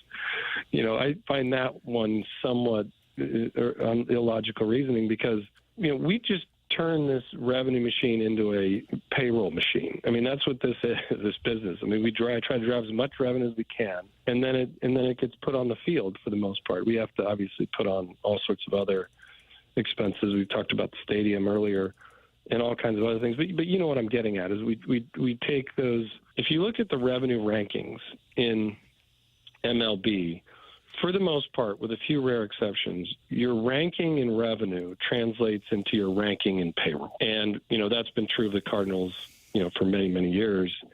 And, we have been sort of around the 10th out of 30th, plus or minus, 8, 9, 10, 11. And 13. That's where our payroll's been. So at 13 this year, for what it's worth, just to clarify that point. Actually, there he is. I can't believe that didn't go over well. Yeah, that sounded like a great PR stunt by Bill DeWitt III. I can't imagine a team that's worse at PR than this team is right now.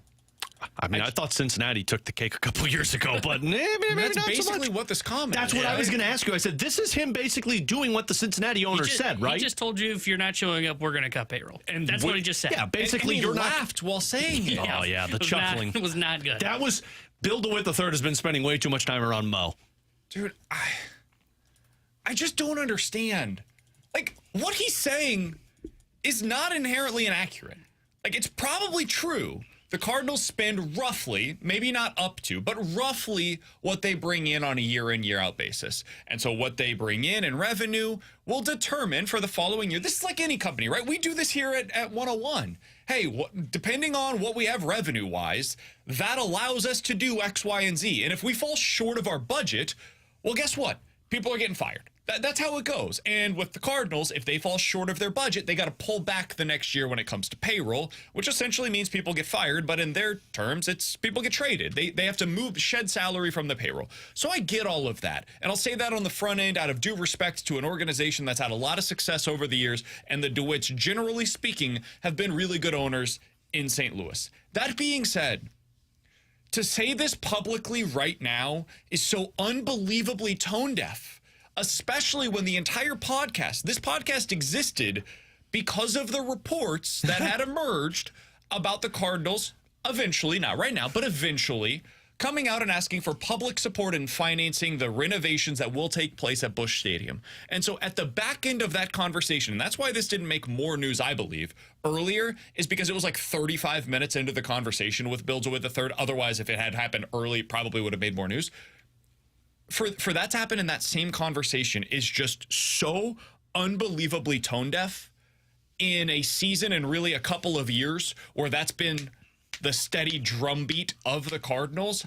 I am flabbergasted that this is the way that they went about that. I'm really surprised, like in rap battles, they have a hype man that's with them. I'm surprised Bill DeWitt III and Mo don't have hype men with them, like PR-wise, that stand behind them and say... would go with Mo. Yeah, like they stand behind them and then after this be like, how'd you feel that went, Bill?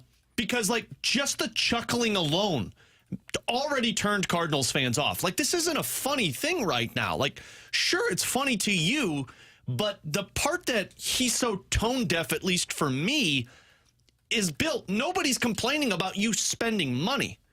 They're complaining that you're spending money on the wrong pieces. Also, just don't do it. Just don't say that. Well, again, the PR... Say, listen, I understand the product is not up to anybody's standards right now. We agree with that. And we're doing everything in our power to make sure that it gets better as quickly as humanly possible. And that starts with us. We need to put a better product onto the fields. And as we do that, we believe more people will not only join us in the stands, but will want to come to Busch Stadium. I'll take you back. That's it. That's all I gotta say. I'll take you back super easy, to the conversation I had with Tom Stillman at the end of the Blue season, where he was very upfront about the whole process and being like, look, we are in a weird spot right now. We're going to stick to the product, but yeah, we probably aren't going to be as aggressive in free agency. That was how you address a situation where, yeah, it's bleak right now, but you instill hope into Blues fans. For Bill DeWitt III, you not only took away the hope for Cardinals fans, but you kind of pointed and laughed in their face of, if you're frustrated now,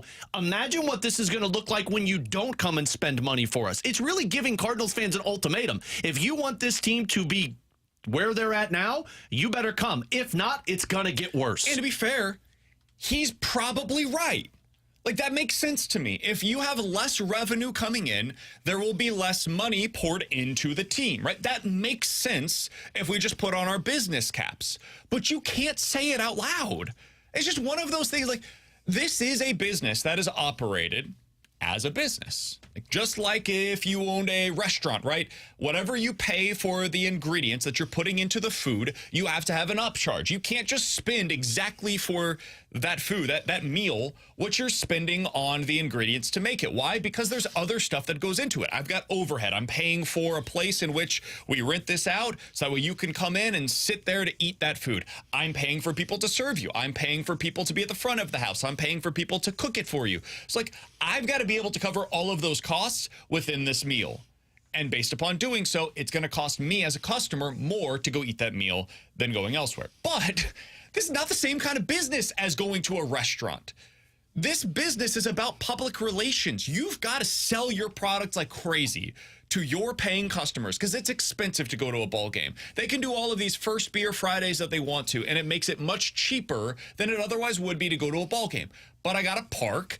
When I go, if I'm going with my family of 4, right? Alex, you've got 27 kids at home, so your family is 35. Wow. You guys get out there. Your kids are going to want a soda, right? They're going to want a hot dog. They're going to want some peanuts. You They're get going to water, and you eat the peanuts off the floor. So you're going to spend, $25 a person when you go out there. So if you got a family of 4, you're spending $100 when you go out there, and then that's on top of the tickets. You're spending $250 probably to just go to a ball game. Yep. But it's worth it because it's fun. It's what we do here in St. Louis.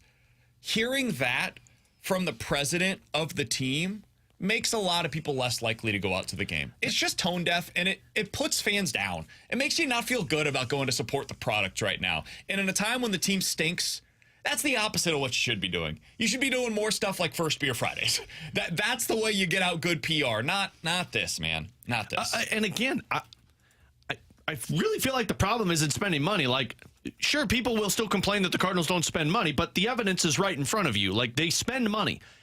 It's the fact that you're not spending it on the right types of players that are helping this team win. And then to threaten that, well, if you don't want to come, we'll pull the rug out from underneath you guys. And, well, if you don't want to come, the product's going to get worse. So you better start. Like, you're giving fans an ultimatum all the while you're doing a podcast about bringing more money so we can renovate the damn stadium.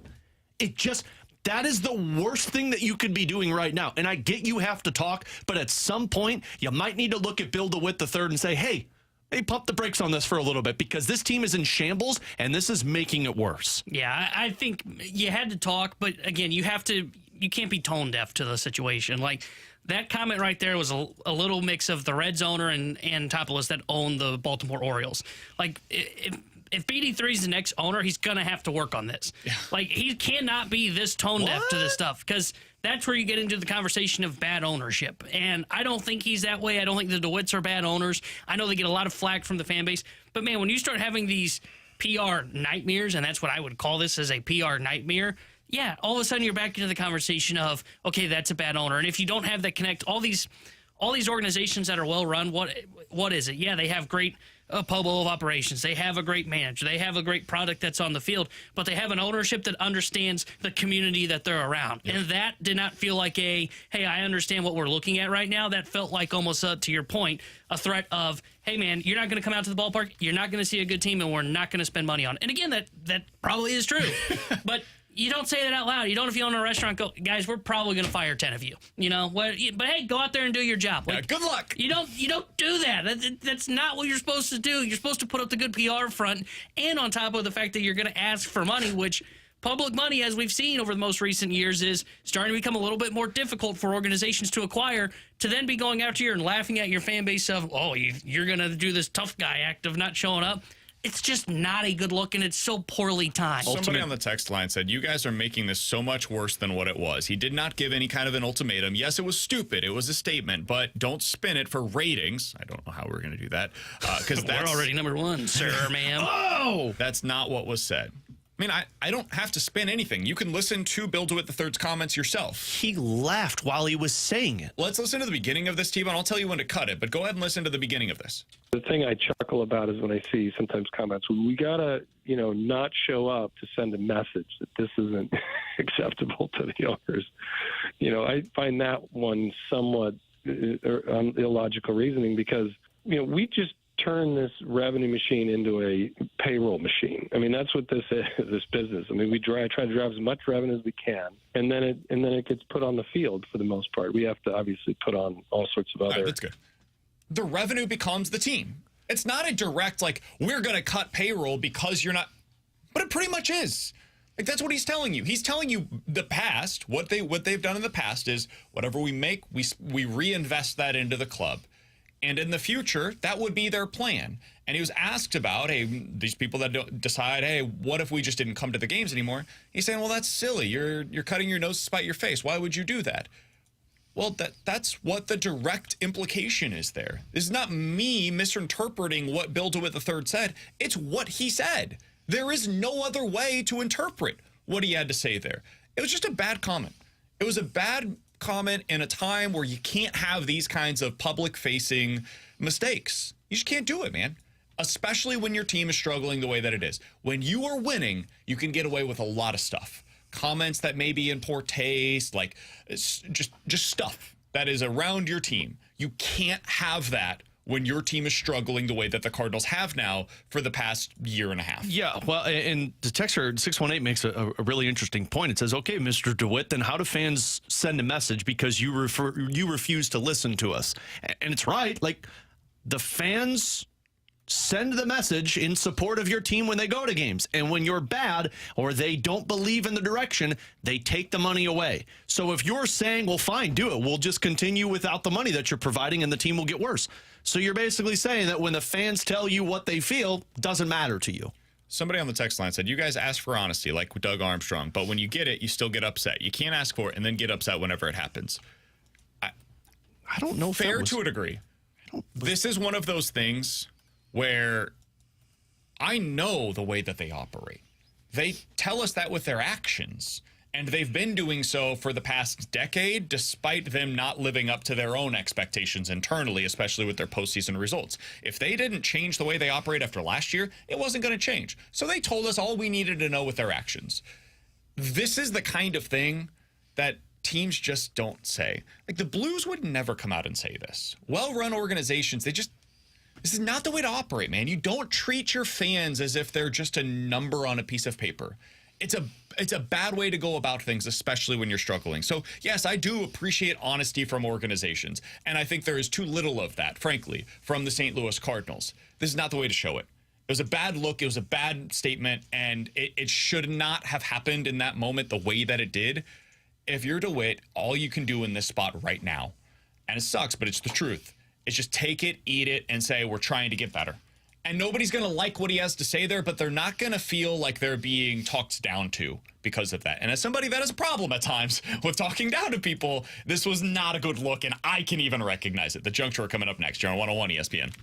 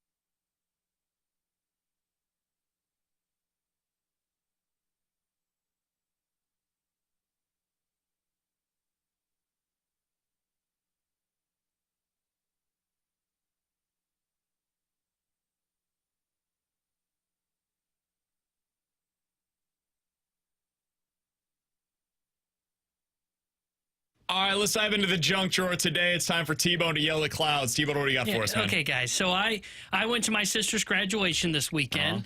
She graduated from Illinois State, so congrats to her. Congrats. And we go to this, and I was driving up there, and I was told by my grandparents, that we were told it could be a 2.5-hour graduation. And I'm thinking, 2.5 hours? I can go to a ball game that lasts less time than that. True. Yeah. Now, I love the idea of the graduation. Go up there, shake a professor's hand, get your diploma, get I don't photos think you taken. No, I actually don't mind that. Like, if we want to do that, I'm okay with that. And they were moving at a pretty good pace for a moment to where it was, they've got 2 different lines going at the same time. Guys, we don't need an hour of speeches where everybody says the same rah-rah speech. Guys, they had 5 graduations this weekend at Illinois State. I bet if I went to all 5, I'd hear the same speech, and it's all the same rah-rah from a bunch of different people from that university. Yep. Guys, we don't need that. I don't need the motivational speech of, you guys are going to go out there and we're going to quote all these different people and go do it. Man, let's walk in. Let's say, congrats to the class of 2024. Now let's start handing out the diplomas. Let's get this thing moving. We're going to celebrate afterwards. I don't need the rah-rah speech going on.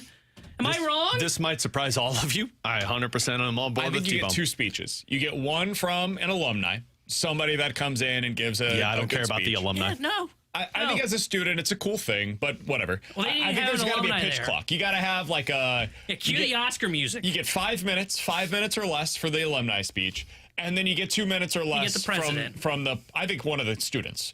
One of the students gets to go up there. 2 really minutes don't or care less. about you. You get to give a quick speech, and then I'm boom, okay we're with a out of it. student. And then Student, boom, we're president, done. let's go. That's it. That's all you get, and then we get a move on, and we get these things handed out.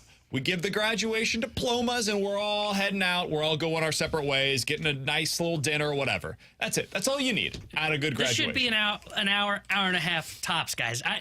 2.5 hours for this? Sitting in an uncomfortable gym for literally 10 seconds of, hey, yeah, there goes my sister. Come on, let's go. Let's pick it up. We don't need the speeches. Also, if you're dancing across the stage, I almost booed you, okay? That's just the fact of it.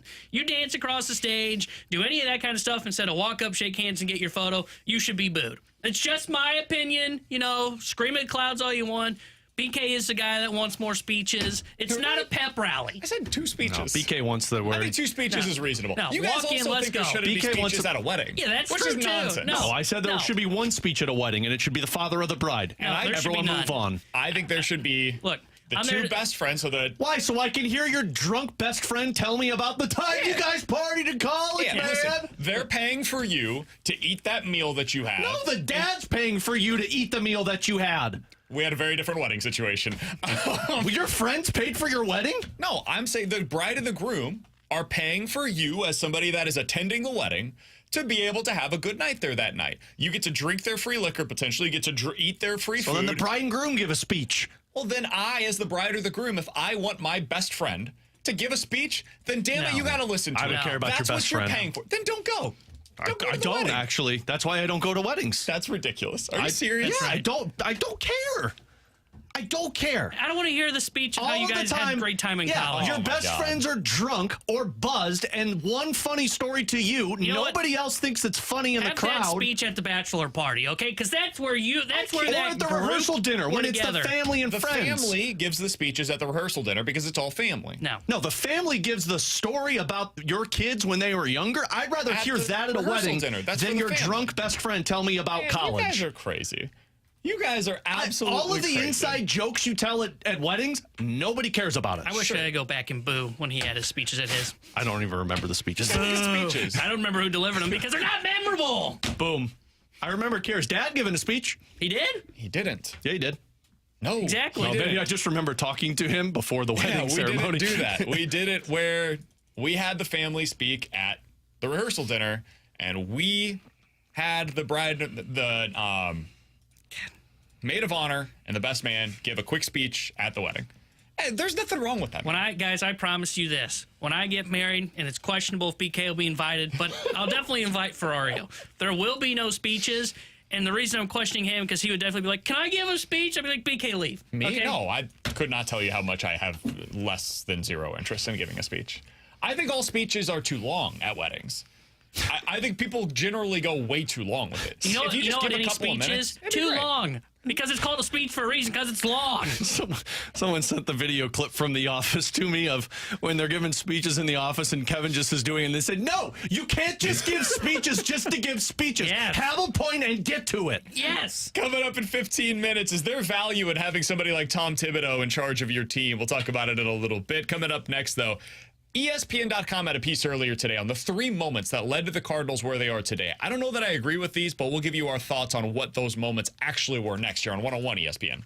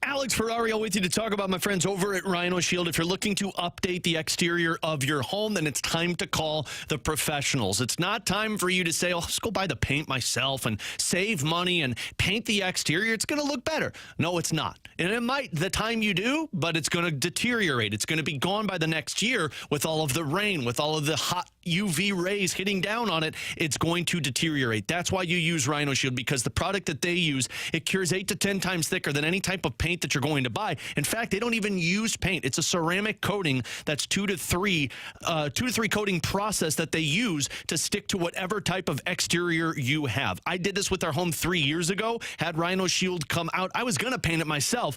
Darren talked me out of it, and my house looks brand new still. So call the professionals and have Rhino Shield come out and change the exterior of your home. 877-25-RHINO. Tell Darren Alex Ferrario sent you. 877-25RHINO.com.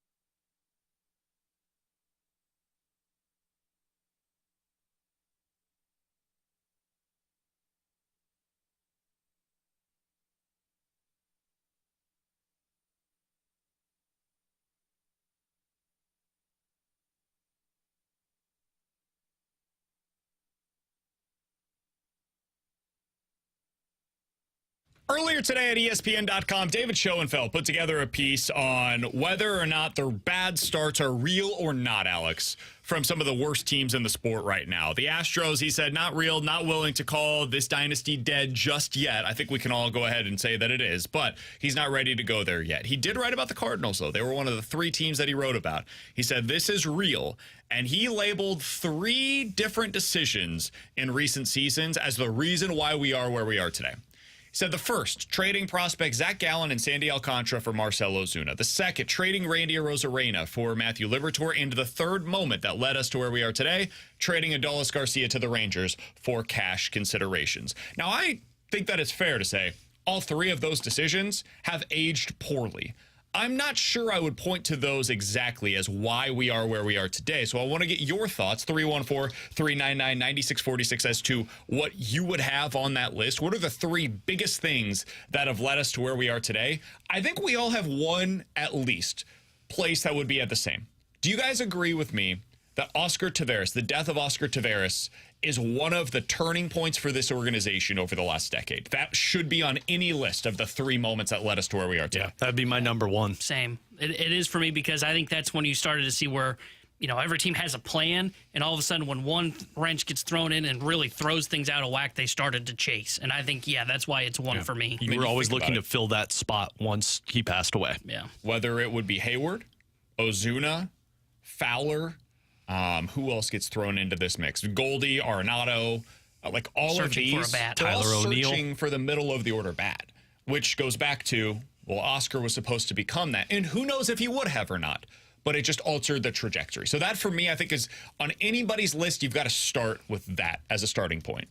From there, guys, I have a couple others, and I want to hear where you potentially would differ on these. One, for me, you mentioned Tyler O'Neill. I think there was a pivot point in that 2018-2019 offseason where the Cardinals could have gone out and signed one of Machado or Harper. Those guys were available in the market. They were 26 years old at the time. They were unicorn free agents. This never happens. 26 years old, entering the prime of your careers, can't miss players, like definitely no doubt about it, worth the money on long-term contracts. Both available. The Cardinals showed basically zero interest on either of them and instead decided to trade for Paul Goldschmidt. That, to me, is a pivot point in the Cardinals and what could have been over the last 5 years and really what could have been over the next 5, because both of those players are still really good and in their primes. So I would have that on there.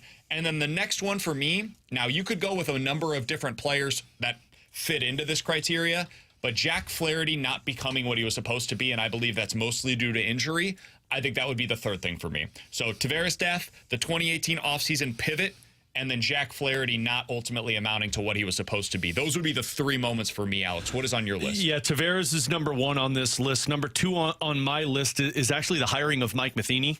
I understand it's odd to say because you got to 2 World Series with Mike Matheny. Sure. But I felt like that was more of the leftovers from what they had, and you saw it deteriorate fast with Mike Matheny because at the time when you decided to go with Mike Matheny, Terry Francona was available. And it felt like going from one veteran manager to another veteran manager with a team of veterans would have put this team in a different trajectory in terms of moving forward. Maybe you don't get to the World Series you had with Mike Matheny. Maybe you win multiple World Series with a different manager. So that was number 2 for me. And number 3 is still the Marcell Ozuna trade because I felt like not only were you chasing because of Oscar Taveras, but that trade of Marcell Ozuna is when John Mozeliak got gun shy of trading away players and the refusal of trading young players because you were worried they were going to make you pay like Sandy Alcantara, I think never left John Mozeliak, and it might have cost you the opportunity to acquire future stars. Did you feel that way at the time, or do you feel like it's aged that way? Because I did not.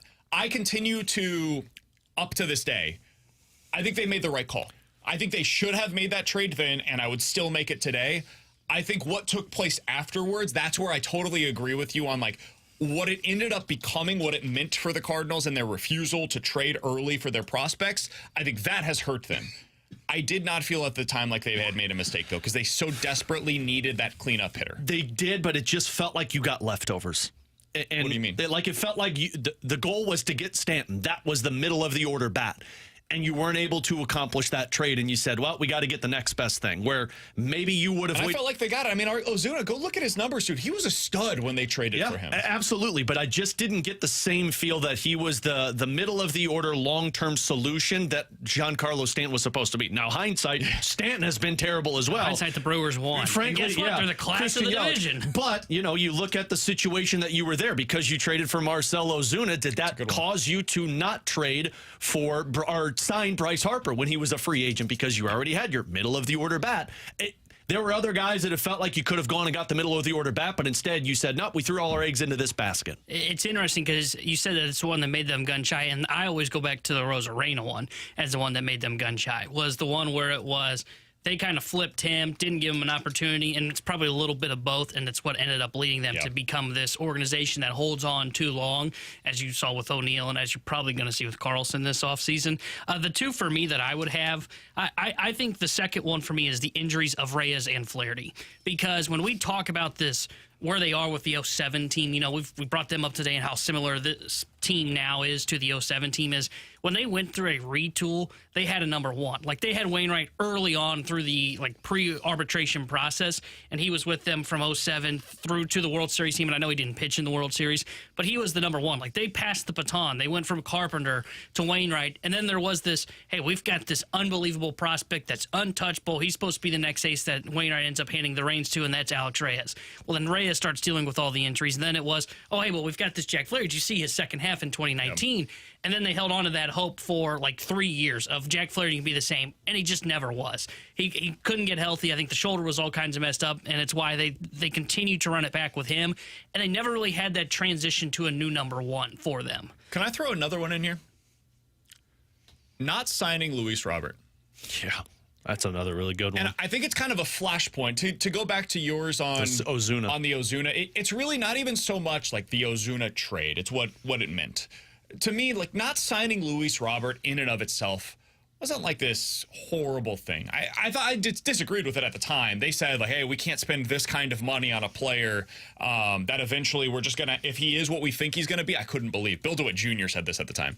He went on Birdie's show and said, hey, if Luis Robert Jr. is the player that people think he's going to be, we're just going to have to pay him again in 6 years. It's like, yeah, isn't that the goal of all of this? And that's where the downfall started. Yeah, but the reason why I bring it up is because I don't think the Cardinals have done particularly well in the international market in general.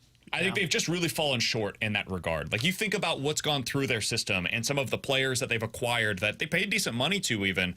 It's not like they don't play in those markets. They're there. They sign players internationally. They just haven't really amounted to being the players that you think that they're going to be.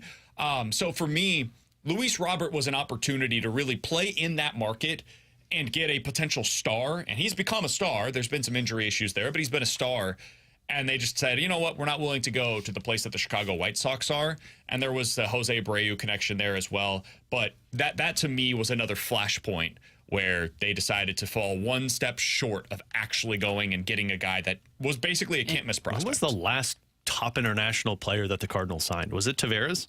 I mean, their most successful ones have been going over KK, Suguano, but those aren't international.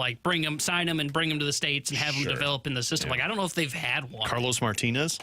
Alex Reyes? Wasn't he an international signing technically? Yeah, technically. But his was all kinds of He signed weird. a $1 million deal in December of 2012. So he probably would have been the most quote-unquote successful signing that they made. I'm looking at a list that... Didn't they sign... Wasn't Jonathan Mejia a big signing for them? Yeah. And that was a shortstop. He hasn't panned out with it. Yeah. But I'm just if we're just talking about signings that were exciting at the time. I'm looking at a list from 3 years ago, that the top 5 international signings of all time. They listed Jose Cruz.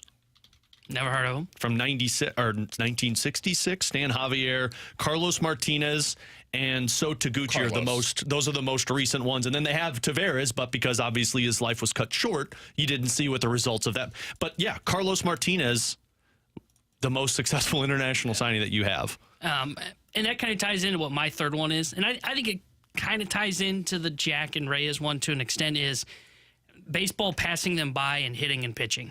And what I mean by that is their development of it. Why did they have to go out and trade for a Marcell Ozuna? Well, it does tie into the Taveras death, but they just weren't producing bats in the minor leagues either. Taveras was their only high prospect. You think of everybody else that was coming through the system at that time, it was the Memphis Mafia, but you had Craig get hurt at that point, so Craig's fallen off the table after that 11 World Series run. They don't produce any bats. So what do? They have to go out and hire a hitting coach that nobody liked, that we continue to talk about to this day, and Jeff Albert to kind of revamp this whole hitting process, along with Flores in the drafting development department. And now it's the pitching. They're playing catch up, and that's the problem. Is they fell behind. They got so complacent with where they were, and I don't know if there's even a year to pinpoint this on, but they got behind in modern baseball. to where they had to chase hitting. So they go out and they hire Jeff Albert to revamp their hitting approach in the minor leagues. And then they have to go out and they hire, I think Dusty Blake was hired to do this, was to help revamp the pitching staff. And why did it dry up? Well, it was because they got passed by. You know, they kept drafting these pitch to contact guys that just weren't going to work out. And they don't have the pitching machines down in the Jupiter complex until most recently, which are still trying to get a pitching lab built up, which they just fell behind as an organization. It wasn't just pitching. They fell behind in hitting as well, and they finally got caught up on that. And this one is still ongoing, and I think you're seeing it this year to where they have to stretch Liberatore back out as a starter. They are continuing to chase that pitching lab and get caught up with modern-day pitching, and that's my third one. I think that's a huge one. I think them falling behind the way that they have is honestly, it's been shocking to watch. And you're seeing teams across Major League Baseball, like the Cardinals used to be a model organization. Everybody else wanted to be like, how do we find a way? How do we get a piece of the Cardinal way? And now the Cardinals are trying to chase other teams because they have passed them. It's like light years away. To go back really quickly to the international signings, the big year that the Cardinals spent in a significant way in the international market was 2016, 2017. That free agent class, they spent at least $200,000 or more on the following players. And the first couple were at least, the first four players that I'm going to mention here were $1 million or more. Jonathan Machado, Johan Oviedo, Victor Garcia, Randy Arozarena, $1.2 million, Carlos Soler, Franklin Soto, Alonson Benitez, Diomedes Del Rio, Ivan Herrera, Luis Montano, and Roy Garcia. All of those players, they spent at least $200,000 or more on that offseason. And I think the Cardinals probably decided afterwards, this isn't worth our investment.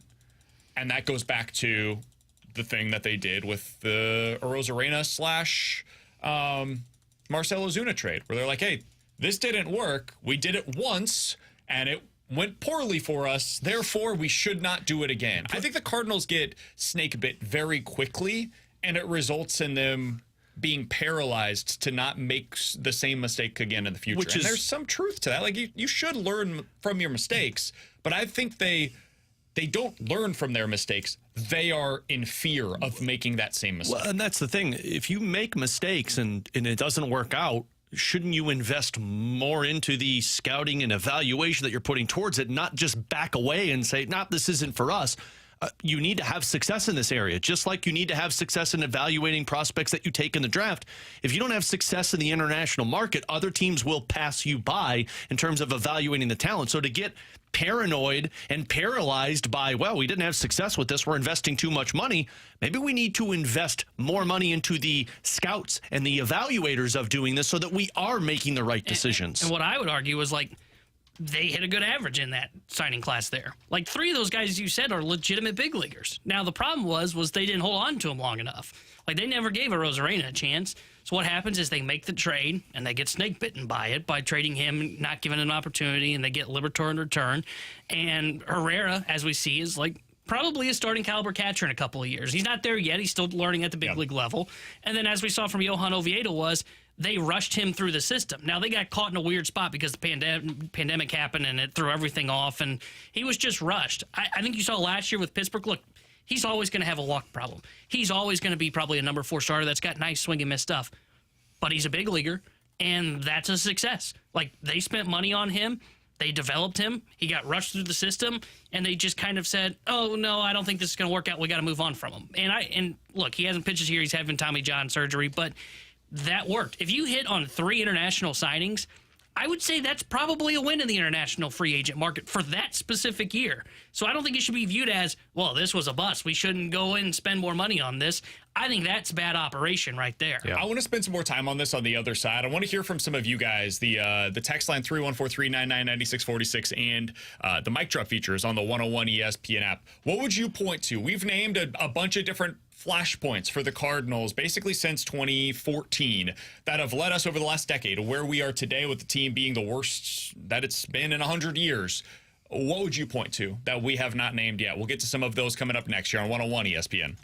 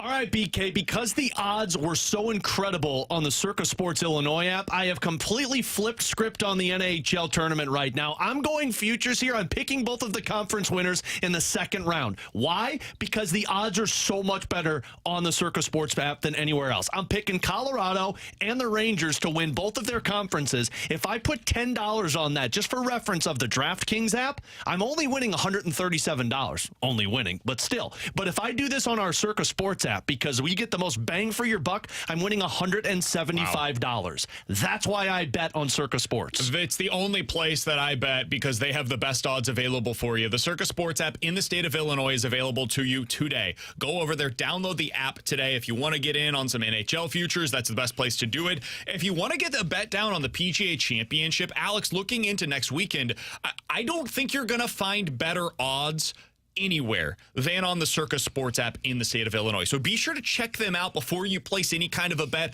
on the PGA Championship. It's available to you right now. Get that bet in today. If you or someone you know may have a gambling problem, call 1-800-GAMBLER or text ILGAMB to 833-234.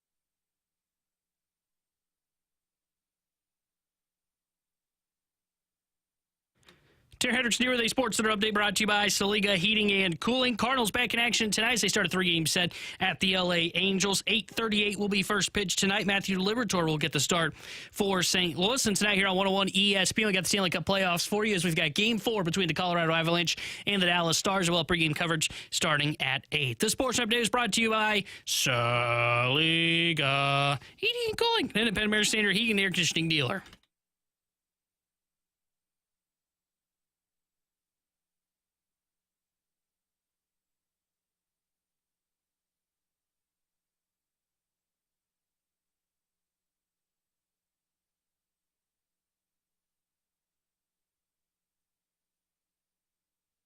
All right, so we were talking about the piece that was out on ESPN.com earlier today. David Schoenfeld wrote about the 3 reasons why he believes the Cardinals are where they are today. And those reasons were mostly transactional in terms of what took place, why the Cardinals ended up where they are. It was the trade for Marcell Ozuna, the Randy Arozarena deal, and the Adolis Garcia deal. We gave you ours in the last segment. We want to hear from you. 314-399-9646 is the Your Comfort Service text line. Why do you think the Cardinals over the last decade have seemingly lost their way and are now in a place where over the past 2 seasons they have a winning percentage below .450 in each of them for the first time since 1918 and 1919. This is the worst Cardinals baseball in consecutive years that we've seen in more than 100 years. So we want to hear from you guys. We'll go to the mic drop feature on the 101 ESPN app here in just a moment. But Alex, let's start with this from Brian. Brian in STL says, so many good reasons why the Cardinals are here, but player development to me is absolutely number 1. We don't develop the players that we draft the way we once did. Just look at the Cardinals' number 1 draft picks over the last 15 years. You'll see how few of them ended up becoming, quote, the guy, or even a guy that was a valuable, consistent starter for us. That, to me, is the biggest issue.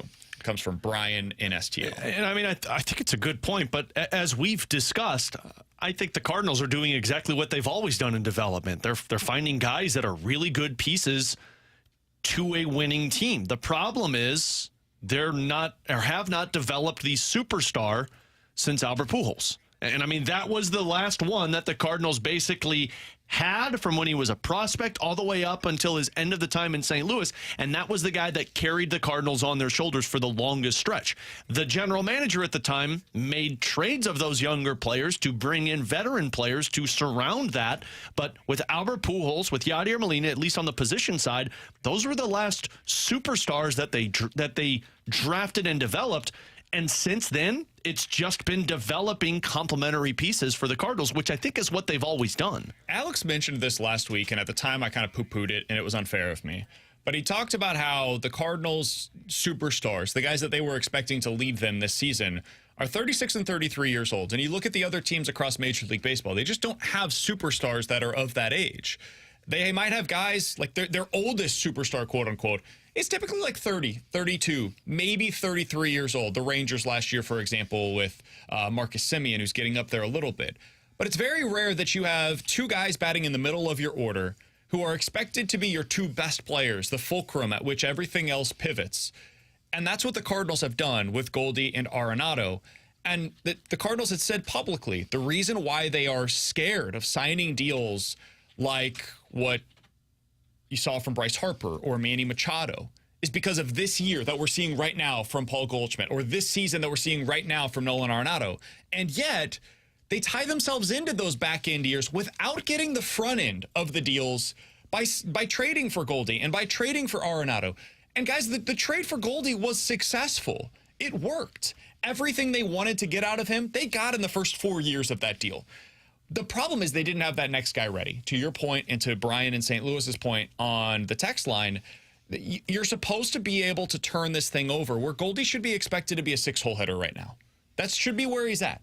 But because those other guys have not yet made their way to becoming real middle-of-the-order bats, like Gorman, not ready for that yet. Walker, clearly not ready for that yet. Carlson did not become that here in St. Louis. That puts you behind the 8 ball, and now you're stuck. Yep. Relying overly on guys that are in their mid to late 30s. And that's where I do blame the development staff of the Cardinals, because at some point, every team seems to find a way to either make a trade for a young player and turn him into that superstar, or develop it from their drafting and their evaluation, and they have been unable to accomplish that since Pujols. All right, let's hear from Lisa. The mic drop features on the 101 ESPN app. What is her flashpoint that have led the Cardinals to where they are today? Hey guys, so where I see the flashpoint was when Mozeliak decided after Tony retired, I no longer want pushback from the dugout. We're going to go with Matheny over Francona. We're not going to go with any established pitchers. And one obvious way you know this for sure is Schilt was fired over it. I should say over the phone. All the private jets must have been busy. But they don't want pushback. And you guys, just like at your station, your bosses set the culture. They set the tone. He doesn't want, Mo, doesn't want pushback. That's why we've hired 3 inexperienced managers in a row. They're not bad guys. They're not. But this shouldn't be a training ground. This is the St. Louis freaking Cardinals.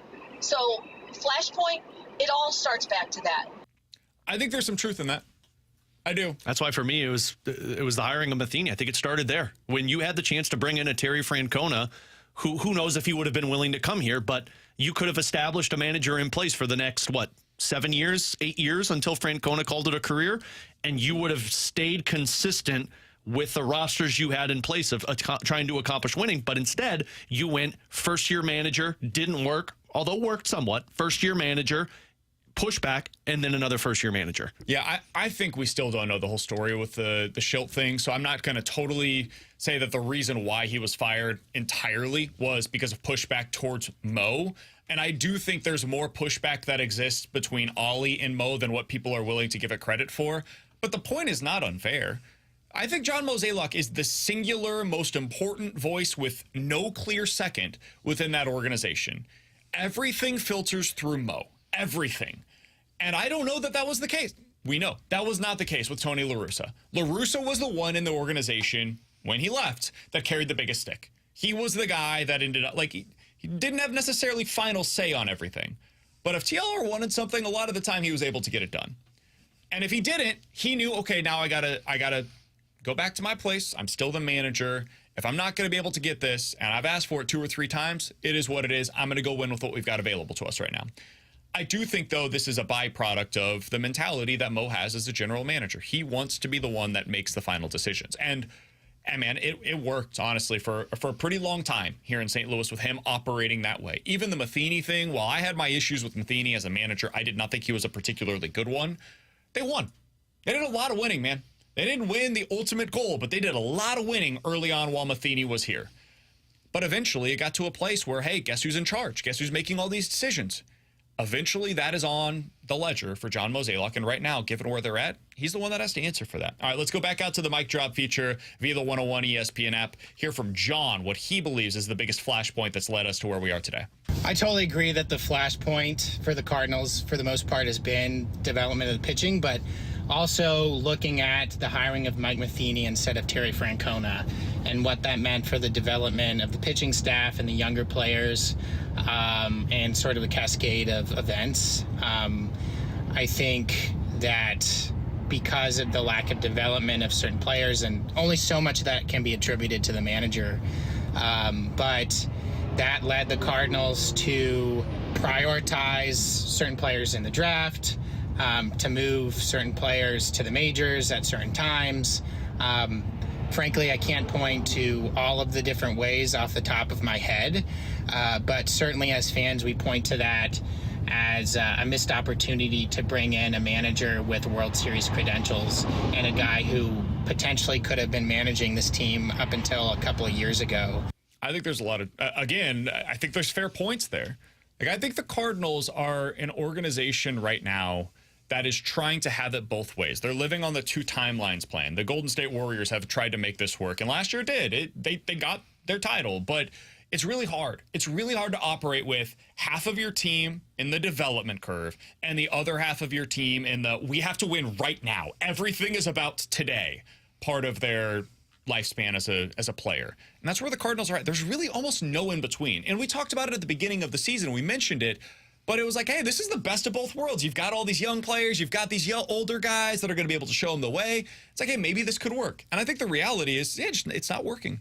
It's clearly not working, and there's almost too much of a gap between the players that are ready to win and the players that are still developing at the major league level. And it's really hard to develop at this level. I'll tell you the part that will be really interesting whenever the career is over, which who knows how it ends. Maybe he's here for a long time, but a tell-all from John Mozeliak would be very intriguing because even on this manager conversation, it all stems from Mo wanting a final say. And sure, the manager comes in and maybe Terry Francona has success with that major league roster, but Francona's not in charge of the development of the minor league players, the A-ball players, the kids that they're drafting.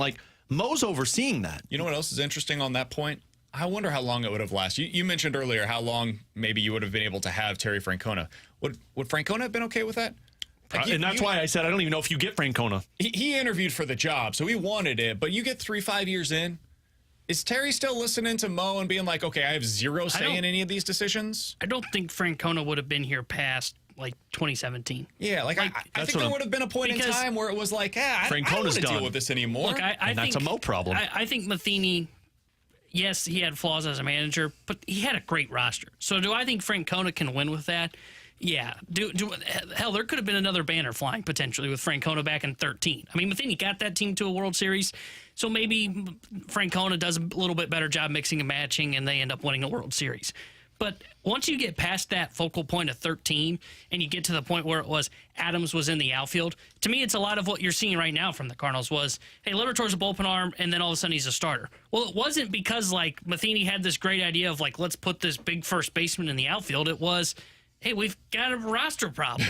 And I think that's what you're seeing from Oli Marmol, where this year he's going, hey man, what am I supposed to do? My next best option outside of Liberatore is Kloffenstein. He's got a 5 ERA in AAA. I'm doing the best that I got here, guys. I don't know if I'm going to be able to win with this. And I think that's what would have ended up happening to Francona. Everybody seems to think, I think here, and maybe they would have been right, that Francona would have been hired in 12 and would not have been gone until he retired last year. And I just don't think that's the case. How much changes, though, if he wins multiple World Series? I don't think he... Let's say he capitalizes on the two World Series that Matheny couldn't capitalize on. Does that make Mo take a step backwards a little bit? Maybe, but I don't think so. Because I think at some point, winning and losing emboldened John Mozeliak to be I've put together multiple World Series winning rosters. But again, this is why a tell-all I think would be so intriguing at the end of his career, because I don't think he'll do it though. No, he wouldn't. But I mean, you want to pounce on a cash grab opportunity. This is it. Just you guys be patient, and we'll find out if he'll do it. But I really do believe everything stems back to Mo. Yeah, he's the end-all, be-all of this organization for 15 years. I know it sounds obvious, but there's so many people pointing fingers here and there and there. It does really all stem back to John Mozeliak. And it's why I think, and I said this at the beginning of the show today, I don't take any joy in it. I've been the guy that's been defending John Mozeliak since basically the day that I was hired here in St. Louis. I think we're very quickly approaching a day in which John Mozeliak is no longer in charge of the Cardinals baseball operations. And I'm not even talking about after next year when his contract's up. I think it'll be before then. If this team struggles over the next few days, I'm very curious to see what they decide to do. With Alex and T-Bone on BK, we'll hit the rewind and give you a chance to win a pair of tickets to see the Cardinals versus the Red Sox on Friday night. Who knows who's in charge at that game? Next year, 101 ESPN.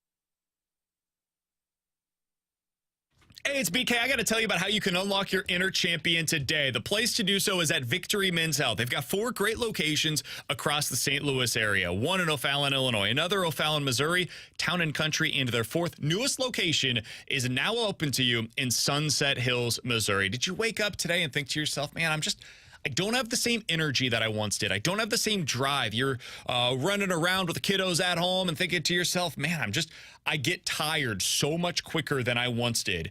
go over to Victory Men's Health. Whether you go online, victorymenshealth.com, or one of those 4 great locations in the St. Louis area, they can help you out today. Maybe it's none of those things that I just mentioned. You just want some help shedding some of that unwanted weight. Well, they can help you with your weight loss journey over there as well.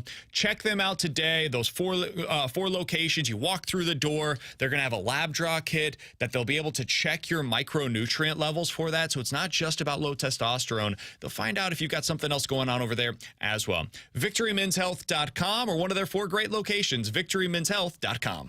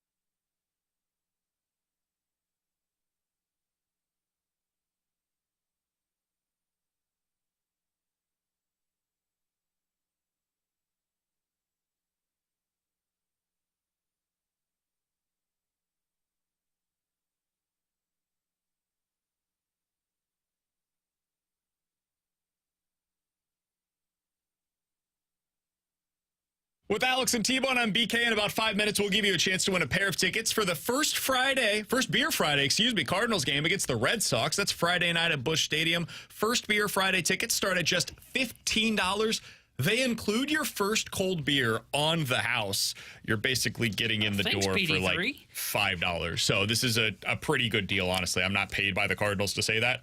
This is a really good deal. So what happens if I ask for a warm beer and then I go back and say, hey, the first one was warm. Now I need my first cold one. 314-399-9646 is the Air Comfort Service text line. That. Keep that by you. About BD3. 5 minutes from now, we'll give you a chance to win a pair of tickets to Friday's game against the Red Sox. I just saw this, by the way. They do have $29 field box tickets as well for the Red Sox series this weekend. So really good tickets available at a more than reasonable rate. Cardinals.com/Friday is where you can go to find out. Got to get out there for the Tyler O'Neill cheers. Alex, the Cardinals are back in action tonight.